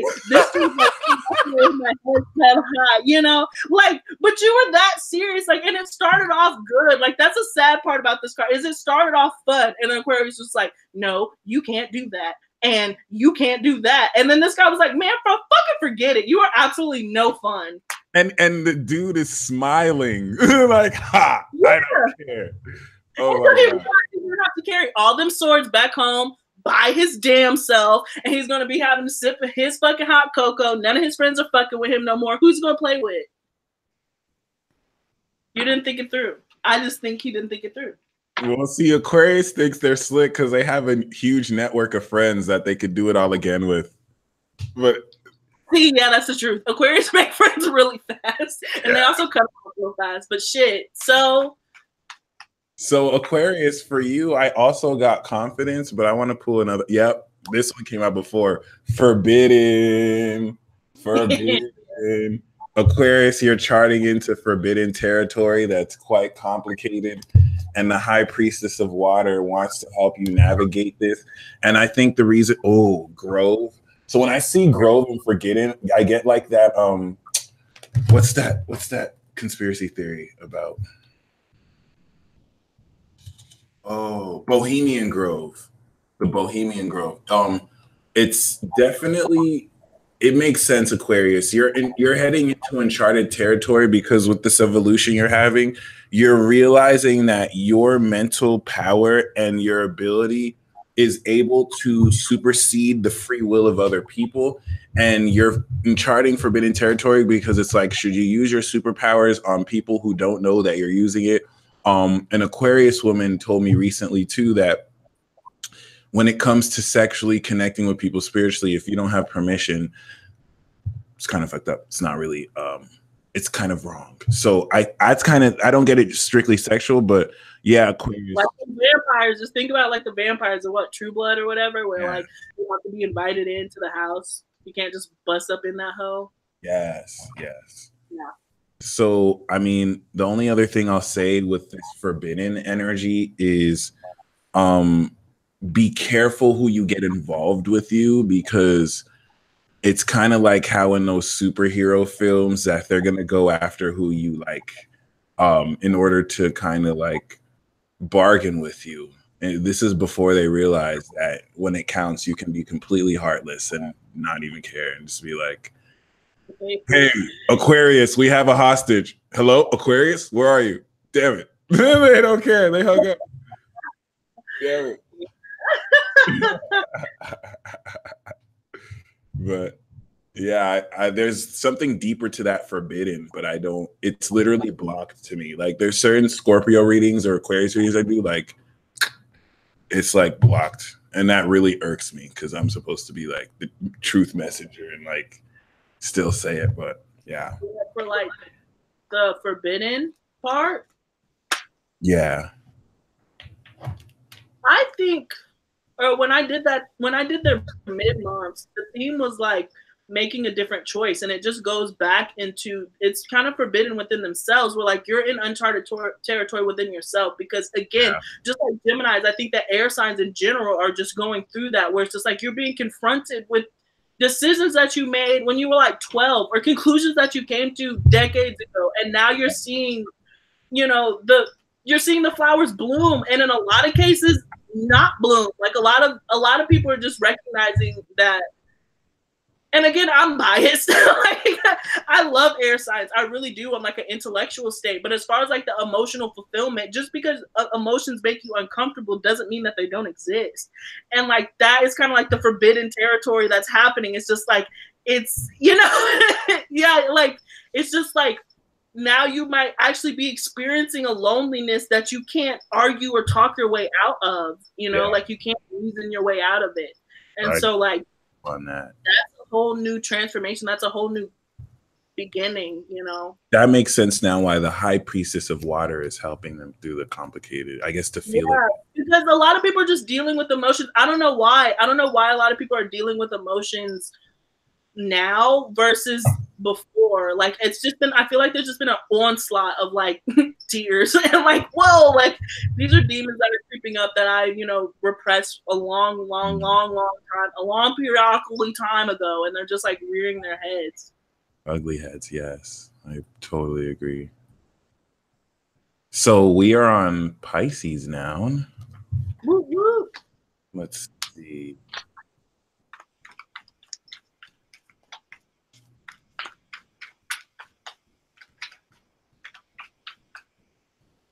So for Pisces, we have complicated, which I'm not even surprised.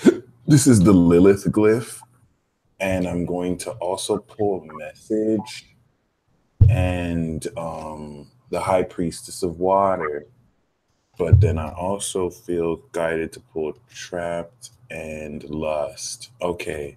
So, yeah, it's really complicated because Pisces is feeling the dynamic between maintaining their personal sense of morality versus releasing trapped lustful energy that is complicated because a lot of Pisces are having to do things that they were taught were traditionally bad, but it's not bad because of the intent that they have. Especially something as simple as like masturbation or something as simple as like sexually expressing energy. It's like in order to kind of come to terms for the shame release with that energy, they kind of have to do it and then gain the perspective through it. So that's so complicated and undercomplicated is forbidden. And then hope. Here's another great example. Like there's certain Pisces in relationships who literally have to get with someone that's married or in a relationship. And it's complicated, right? Because it's not right, but this is what is right in this situation. Let's say maybe if we put the situation in context, that person might be out that marriage because they're getting abused.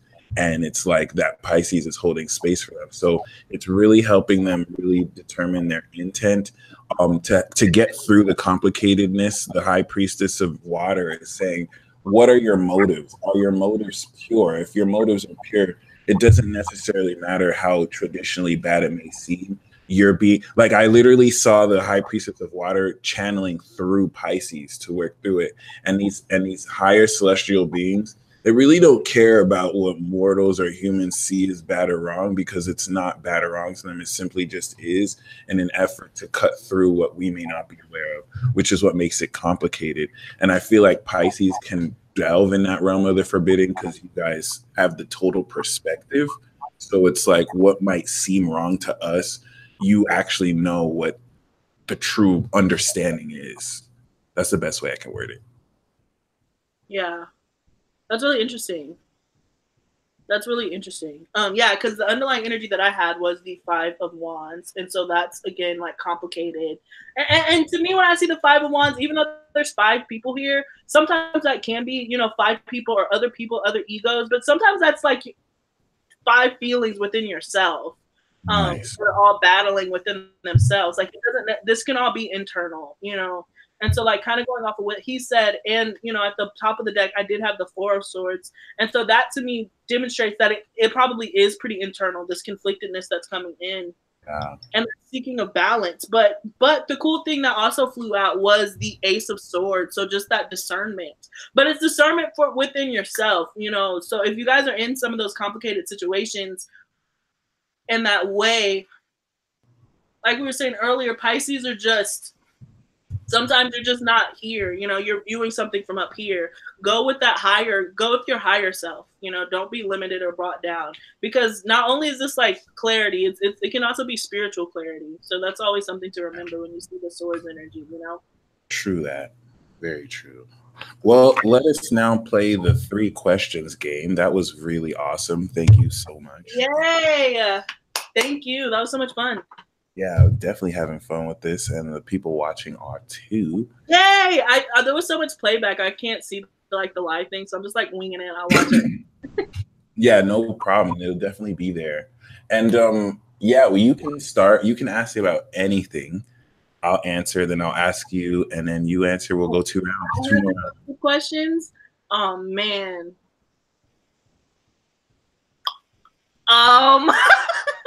You ask your questions first. Can I do that?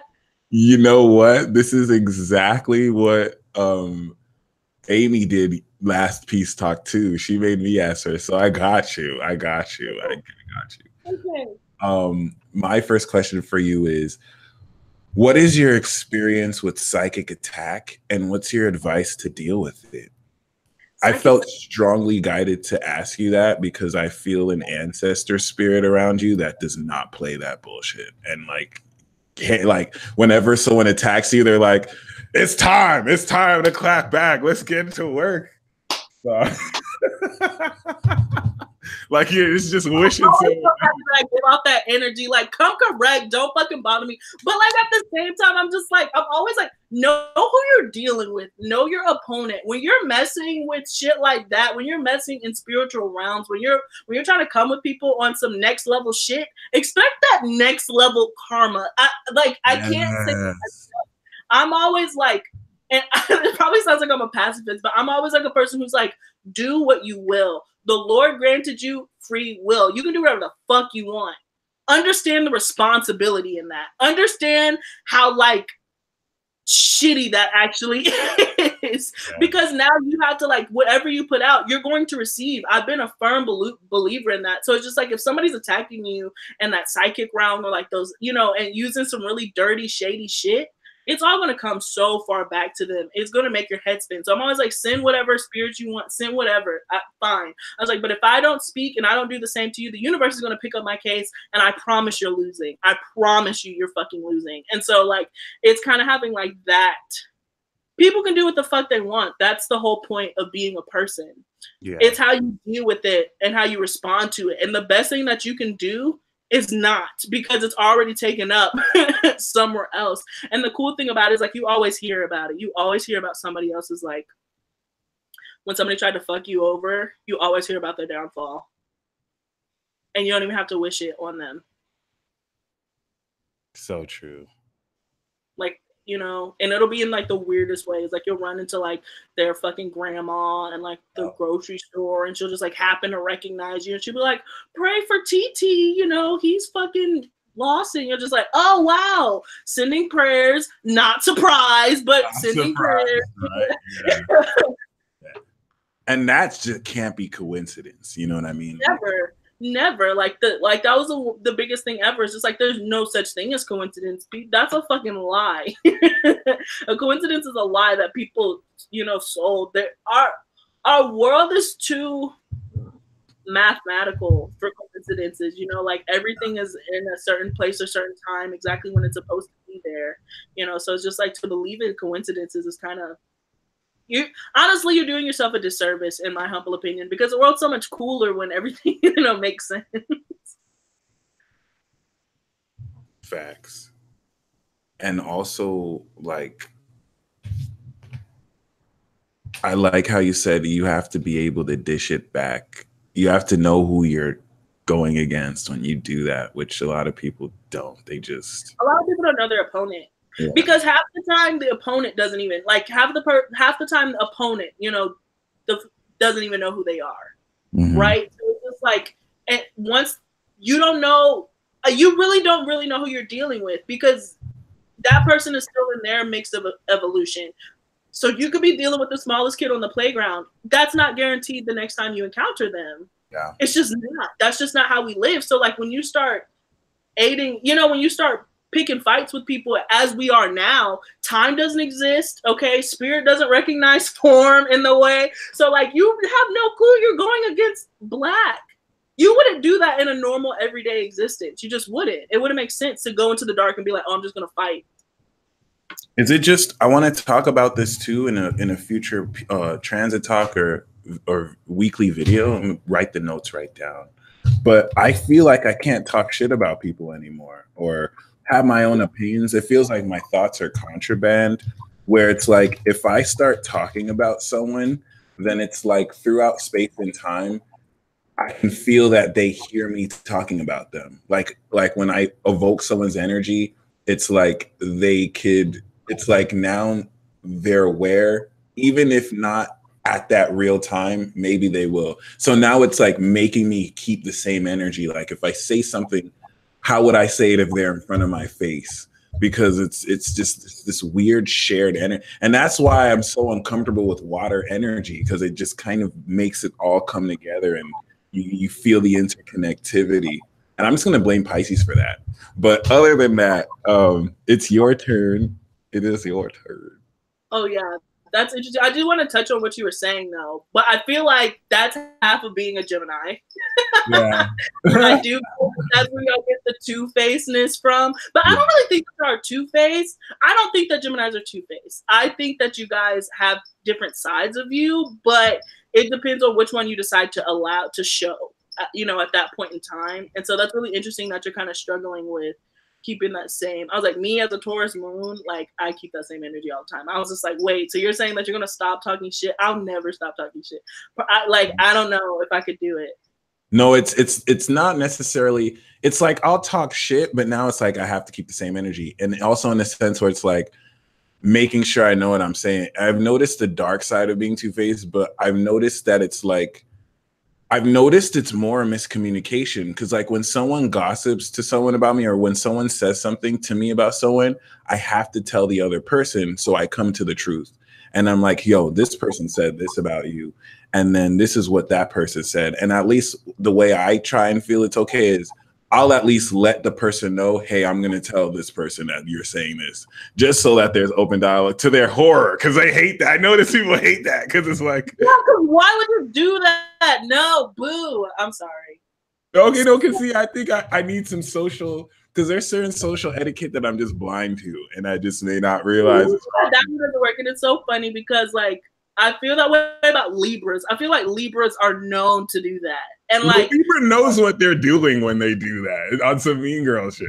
I'm just like, if I told you in confidence, why would you go tell the other person? Yeah. No, Libra will be so slick with it. Libra will be like, hey, by the way, this person said blah, blah, blah. Not that you should think anything, but knowing that they're going to be mad and say this. Trash. Oh, my God. No, but I think in the positive, sometimes just trying to be the peacemaker can go wrong in that sense. So I've learned to literally just let it go and to actually not say, unless I get caught in the middle of it, and then I just have to like, and that's when I learned how. To ask is like, and maybe this will be my question for you. Like, what is your definition of peace? You know, what is your definition of peace? Oh, that is such a good question. That is such a good question. So, now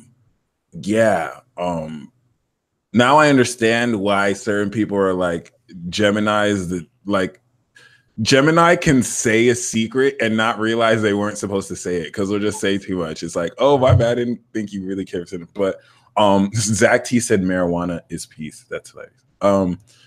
I definitely feel peaceful after that. But yeah, that's a really good question because I started getting angry at people who will say, oh, you're the peace dealer, that you don't seem pretty peaceful because you're being conflicting, or, you know, you're trying to, you know, sometimes I can come off in a way, my Gemini side, that's very objective, and it can seem like I'm not trying to be all kumbaya. And I don't think peace is all about being super passive. If I'm not going to fight anyone, I think a warrior could be very peaceful. I actually wrote this in my notes where it's like conflict and war does not mean there's no unity. Sometimes energies just have to clash. And by being honest, you could do that. So I really think peace is first of all, I think that knowledge is Aquarius. And the only thing more powerful than knowledge is imagination, or more supreme, which is Pisces. And I think Pisces is the vibration of peace. Like, that's what I kind of understand. So peace to me is a state of experience where no matter what you're going through, even though you're going to be very honest about how you feel, it's not about faking peace, but no matter what you're going through, there's a still peace inside you that still allows you to tap into the state of what truly is. And you can carry that peace into the most chaotic of moments, and you can operate from that state. So I've learned to really channel that, like, and it's really made me realize the psychology of evil and how it and dark forces, and how, like, when people try and psychologically affect you, they try and knock you off your peace. They try and trigger you so you're not in a peaceful state.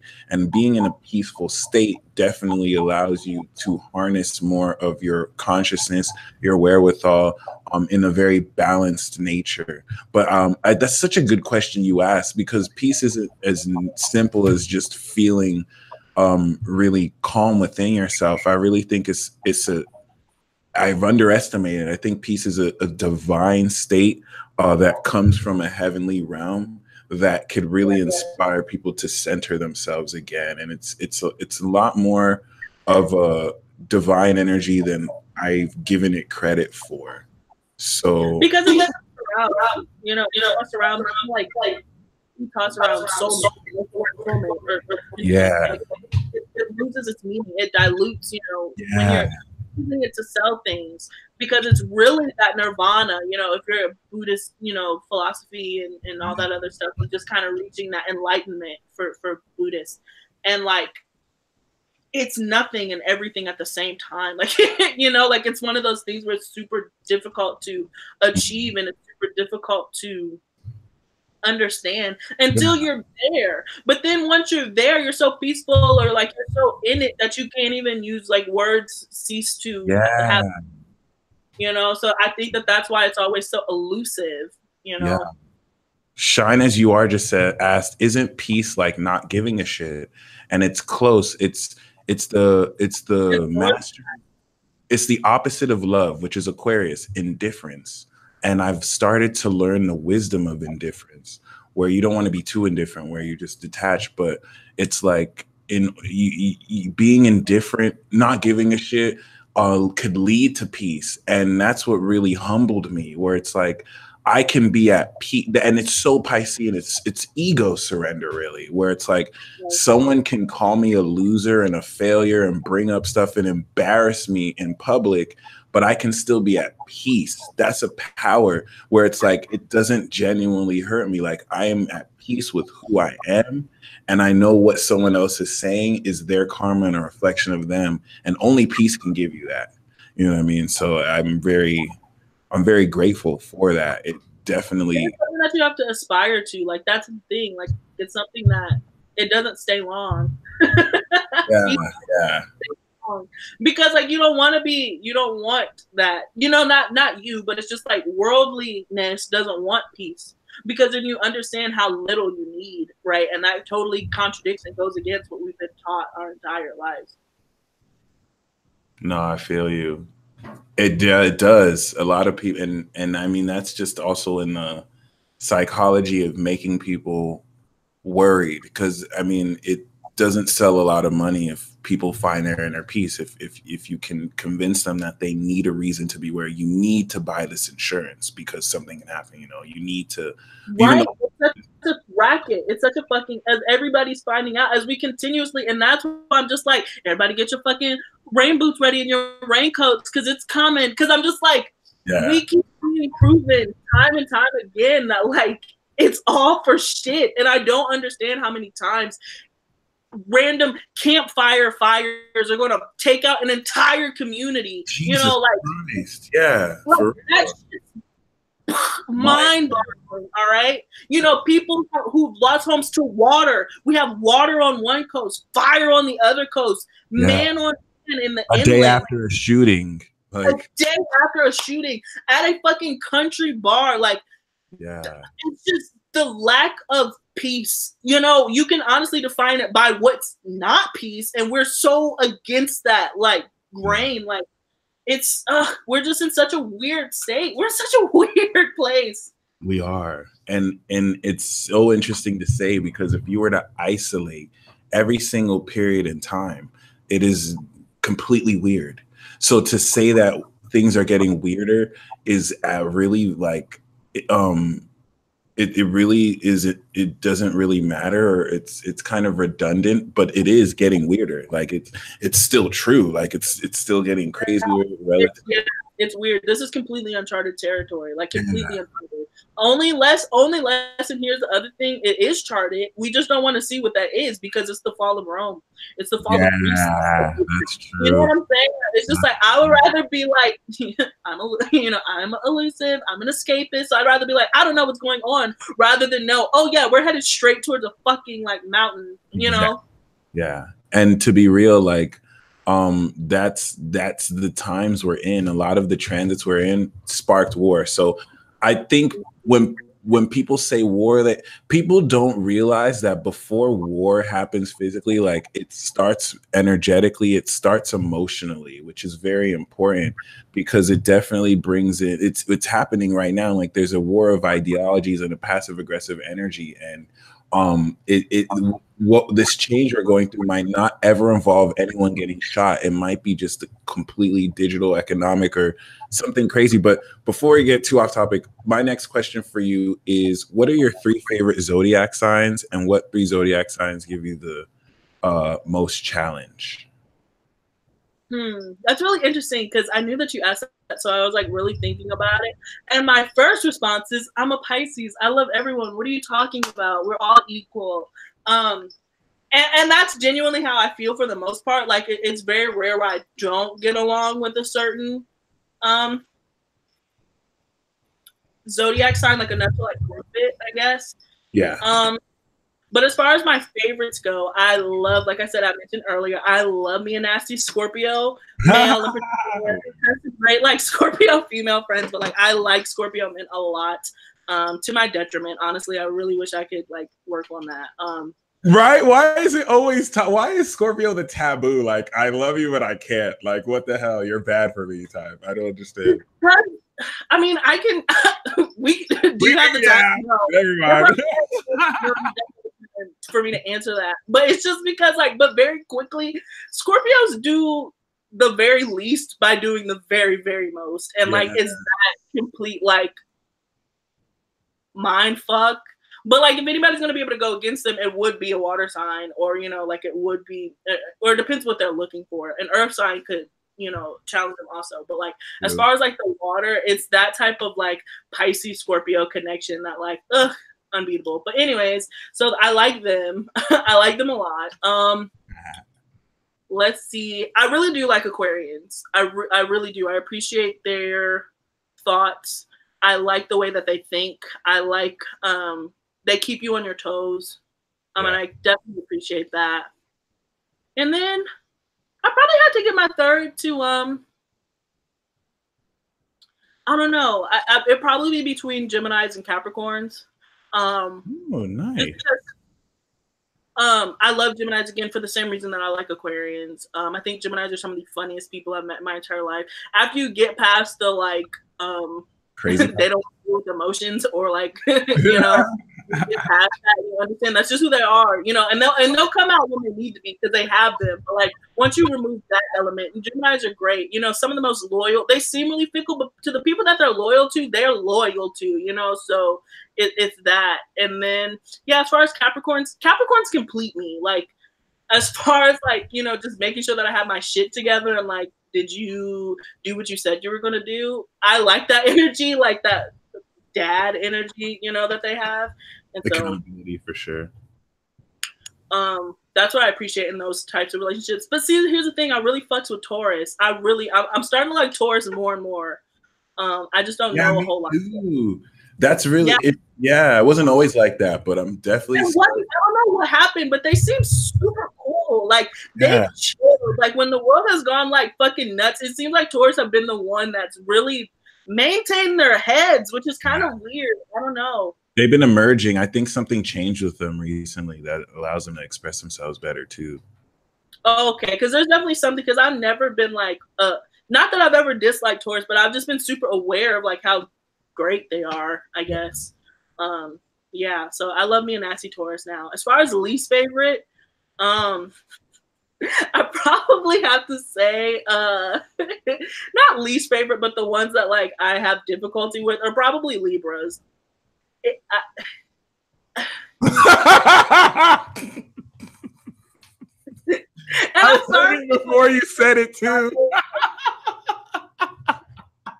And I'm sorry, like, please, Libras, do not get it twisted. Like, I absolutely, like, y'all, I love you, but I guess I'm too, like, opinionated and too, like, this way, like, black and white, which isn't great. I'm not saying that that's the way to be, but I'm so black and white that, like, it's hard for me to understand where Libras come from when they don't just, like, pick a side or, like, they don't just... Libras that sign that from afar, it's like, you're so beautiful, like you're amazing, and then you get closer and then you're there and it's like, oh damn, you're amazing, but wow, this is harder than I thought. Like I'm not even cool enough for you in some cases. Like what the hell? But yeah, that they're like seeking of balance. To me, like again, I chose Kayxz tarot, not order tarot, because I just believe that balance is just really not, it's unachievable for a single person to do. Like that's on a cosmic stream. So like if you feel like you can restore like balance, and Libras just have this habit of being like you know, I'm the one who brings peace to everyone else, but I don't have peace within myself. And so my question is like, how then? Like how are you bringing peace to other people if you don't have your shit together? Like riddle me this, Libra. And like they can never quite answer it, so I'm always just kind of like, okay. All right. Yeah. So no, but you're right. And like they'll answer in a roundabout way that's just leaves more questions. It's like, oh wait. But they'll be so intelligent with how they do it. You'll think they answered it, but it's like, wait a minute. You know, who's driving this ship? Like, wait, like where are we going? What is the destination? I just feel that way with Libras, but like I can say I mostly dealt with Libra women. Yeah. And so that's a little different probably. I really think that there's difference in males and females especially within the Zodiac signs. And so I've dealt with mostly Libra women. And I mean, great, like they can be such great friends, but it's just like sometimes like the double talk or like the, you know, running to go tell what you said to somebody else to make sure that oh my gosh, I'm like, no, don't do that. Yeah. No, I'm trying to think of other two. Like I said, I mean, that's just like a pet peeve that I have with Libras, but I don't know. I really don't dislike. I think Aries sometimes probably can move too fast before they like think about things. And so sometimes Aries can be some of the most aggressive people to grace this planet, which. Oh, yes. Personal opinion on it, but I know like when I hear some straight craziness, like you're just like, wait, that happened. It normally is an Aries is involved. Like I can tell a story. I can tell a Libra story. Those are two stories that I'm just like, and they're in Aries, huh? And then they're like, I think their birthday's like April, late March, and I'm like, and exactly, I knew it because no one else would do that. Like, Nope. And Aries will be proud of it too. They're gonna tell you the story. Nothing wrong with it. They genuinely don't see anything wrong. Okay, when I say wrong, right, what is that? But they don't see any reason to question their like intentions. Like, yeah, of course I beat the shit out of him with a baseball bat in front of his mother. What the hell do you mean? Like, you had to, like, but did you say anything to me though? And you're just like, yeah, but don't you think that was unreasonable? The motherfucker was talking shit about me in front of the car. Of course I had to go get out my car and be like, yeah, man, I love it because it's this childlike naivety where it's like you could tell they're totally being pure. They're not trying to like bullshit too. Right, like, it has nothing to do with like again like with my Venus being in Aries. It's like I carry that energy too, and like that's the one thing is like most of the time, unless they mean harm by it, they really don't mean harm by it. Yeah, it's just that like it's that self-centered perspective that they have, like that really one-sided thing that they have, that like it really takes a really trusted friend in order to turn their head, like to be like, but look at it from this perspective. Would you have done it that way had you known all of this? And most of the time they still answer yes, which is what I love about them because they're not fake. But I can understand how sometimes their actions would leave people, with a bad taste in their mouth. Yeah, they are definitely real though. Oh, absolutely. So I guess we're one more round. Yep. Yeah, I think it's my turn to ask you a question. What do you think, since we've been talking about the Bible and all this stuff, what do you think Jesus's astrological chart was? Let's go sun, moon, rising. Ooh, that's a good question. Okay, so honestly, I'm going to have to answer this metaphysically as far as like an archetypal energy. Because I don't believe that, like, I believe the Bible is proof that Jesus existed, just like Spider-Man comics are proof that Spider-Man existed. So when people kind of, you feel me? So when people kind of argue that he's this sign or he's that sign, like, I don't take it seriously because it's like, you're not going to. I guess I want to say that this isn't like, I'm not like, what do you think? I'm just kind of like, I want to know if you had a Zodiac sign, right? Yeah, that's a really good question. So I think I really would think he was a Pisces with maybe like a because I feel like the Christ vibration is Leo and Aquarius. But I think that Jesus was definitely a Pisces. I can see how Capricorn fits in there. But I would probably see maybe like Pisces with the Judas was a Capricorn. Yeah, the treasurer. He handled the money. So like also what pissed him off about Jesus is just such a Capricorn thing to right.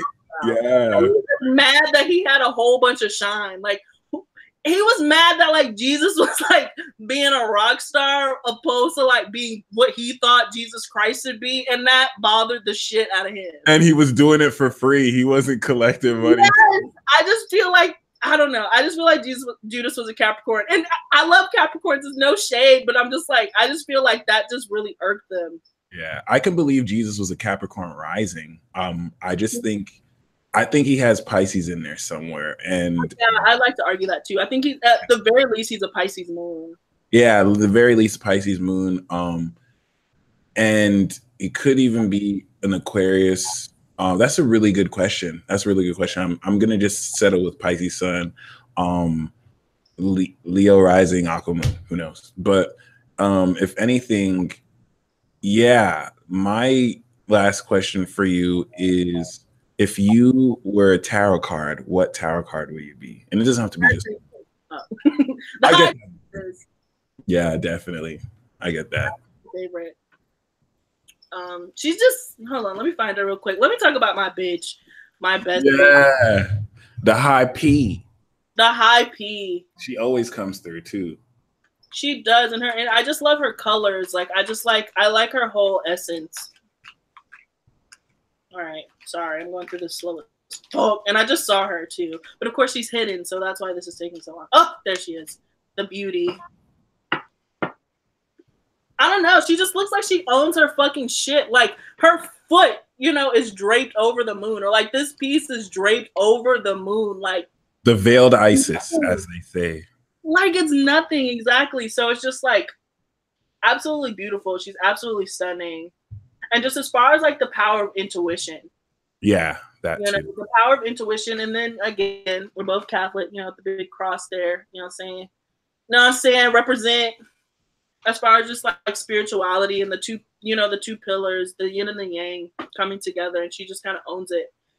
But she doesn't have to own it. Like that to me, peace can look that way. You know what I'm saying? Like it's not necessarily smiling. She's not frowning. She's just existing. She's just there. She's sitting in her power and her truth. Like this is a very peaceful card to me.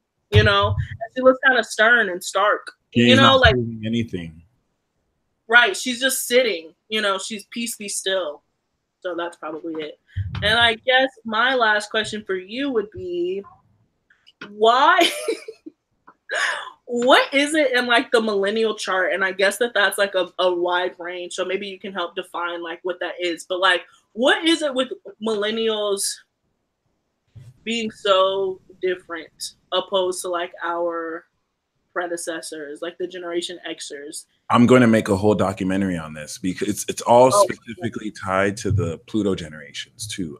The millennials, I thought millennials were like people born in the 90s or the 2000s, but apparently it's people born 81 to 91. Am I correct? Yeah. They're still trying to figure it out because the internet came and threw a monkey wrench into it. So technically millennials are anyone born from 1981 to 1996, right? And that Pluto generation specifically is Pluto Scorpio. So astrologically, it makes perfect sense. We're the generational group that is having to reject what every other generation earlier from us has kind of risen. And then also, it doesn't have to reject, but it's like we're the generation that's going through the most deep psychological and psychic changes coming out of a war period, and also being born in a period where technology is rapidly like shifted. So we've seen so many changes.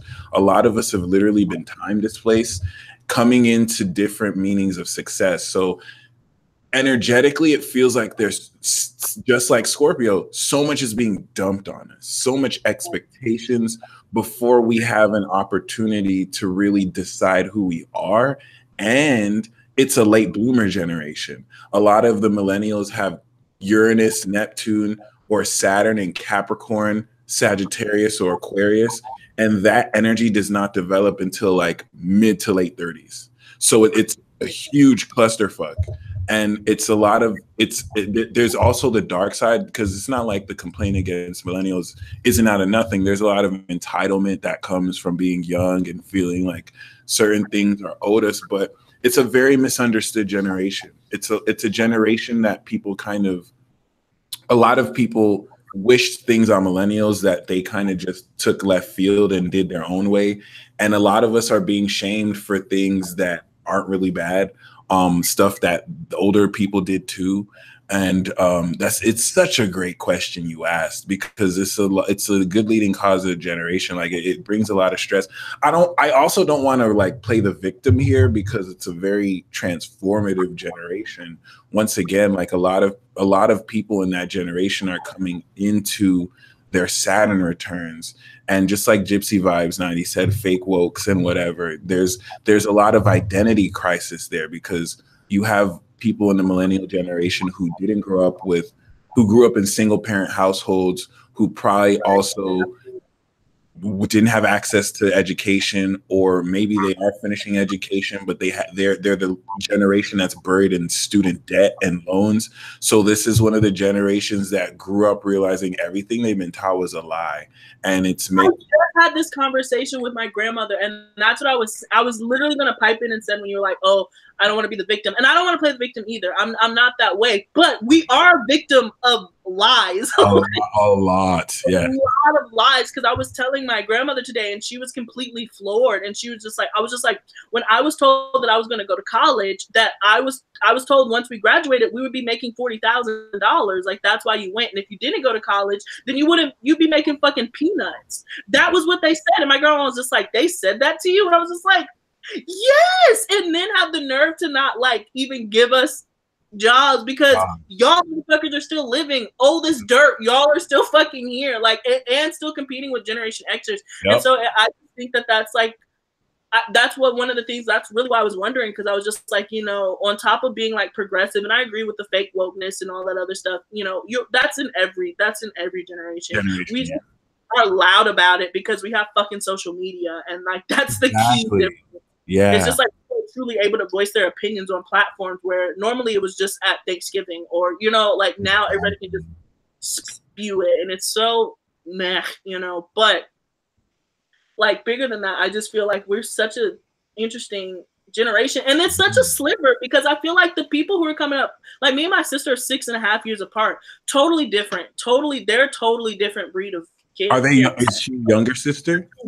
She's younger than I am. Anyone born after 95, oh my gosh, like they're wild. They're completely wild, because now they've seen how we've been lied to, and they're just like, well, we're just gonna do it our own way. We're more woke than you anyway. So it's like you cannot tell them what to do.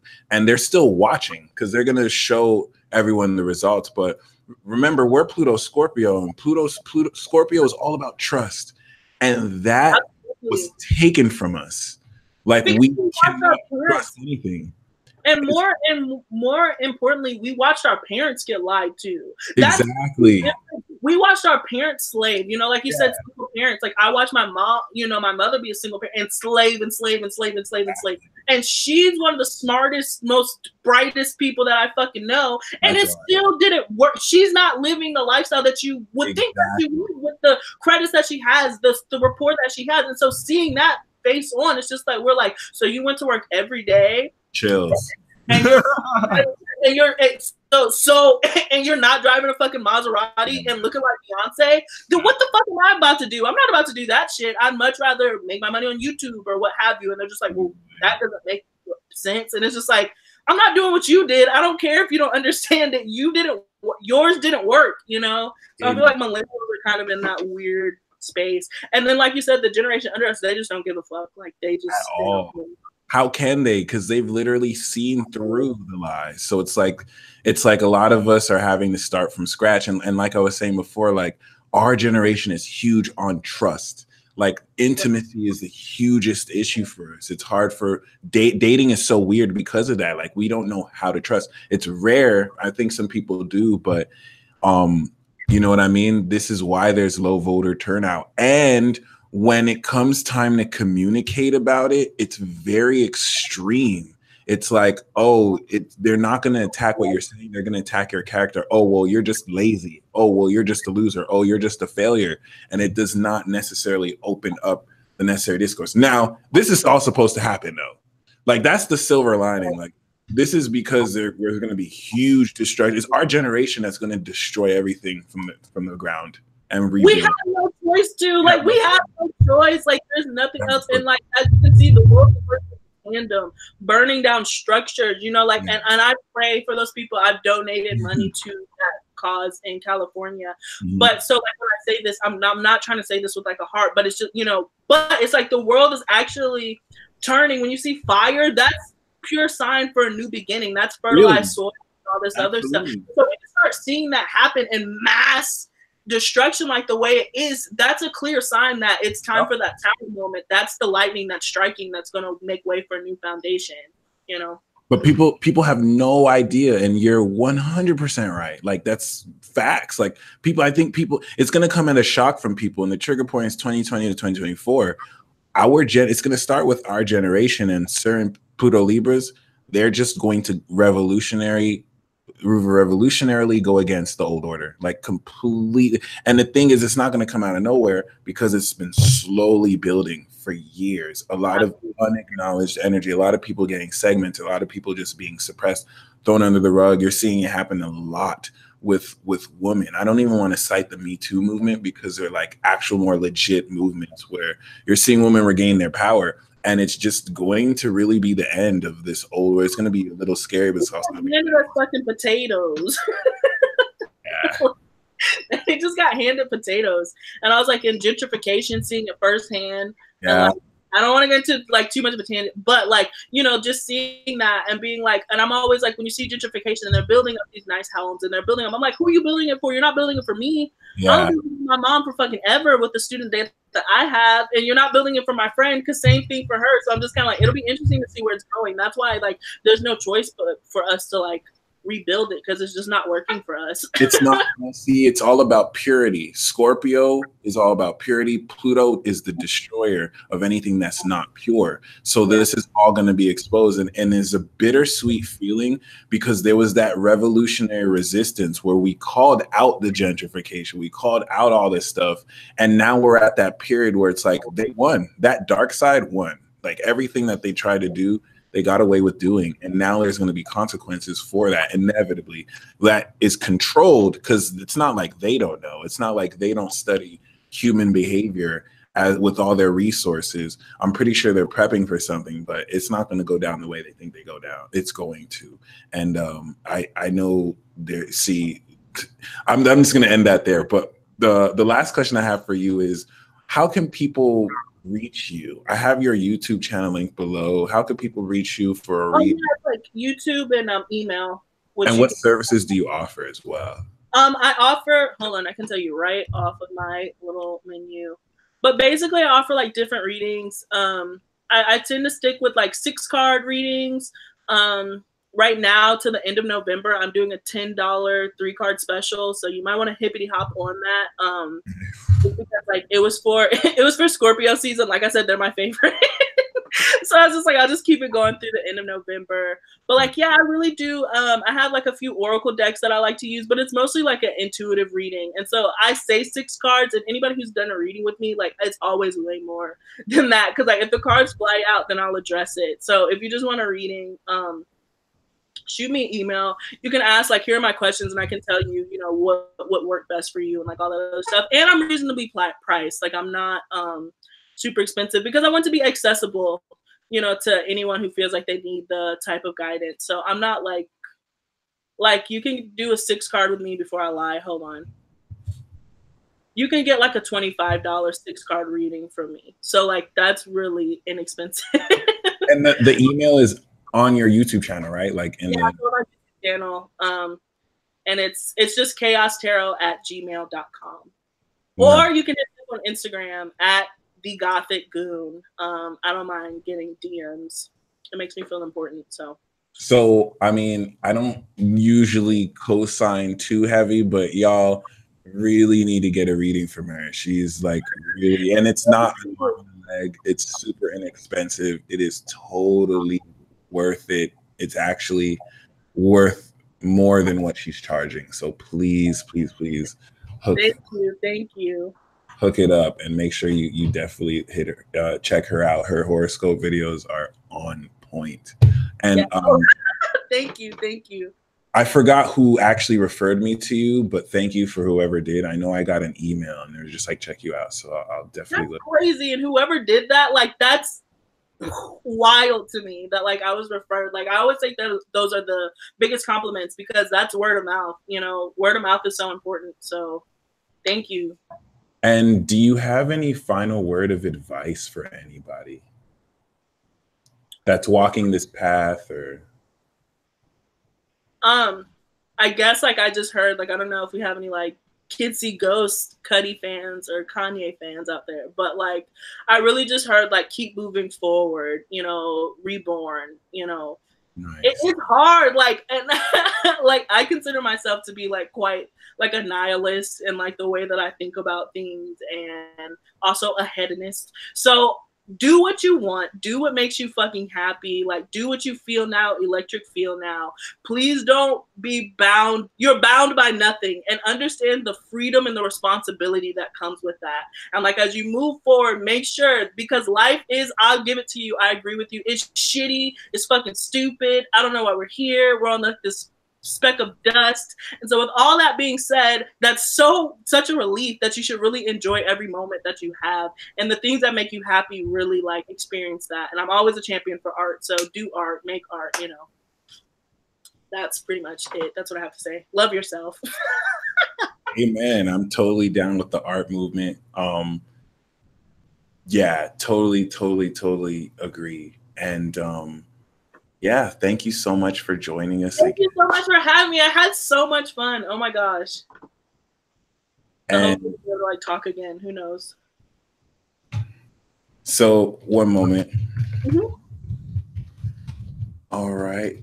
So other than that, you guys stay blessed. I'm going to do my weekly tomorrow. So other than that, thank you once again for joining, and until next having me. Peace out. Peace.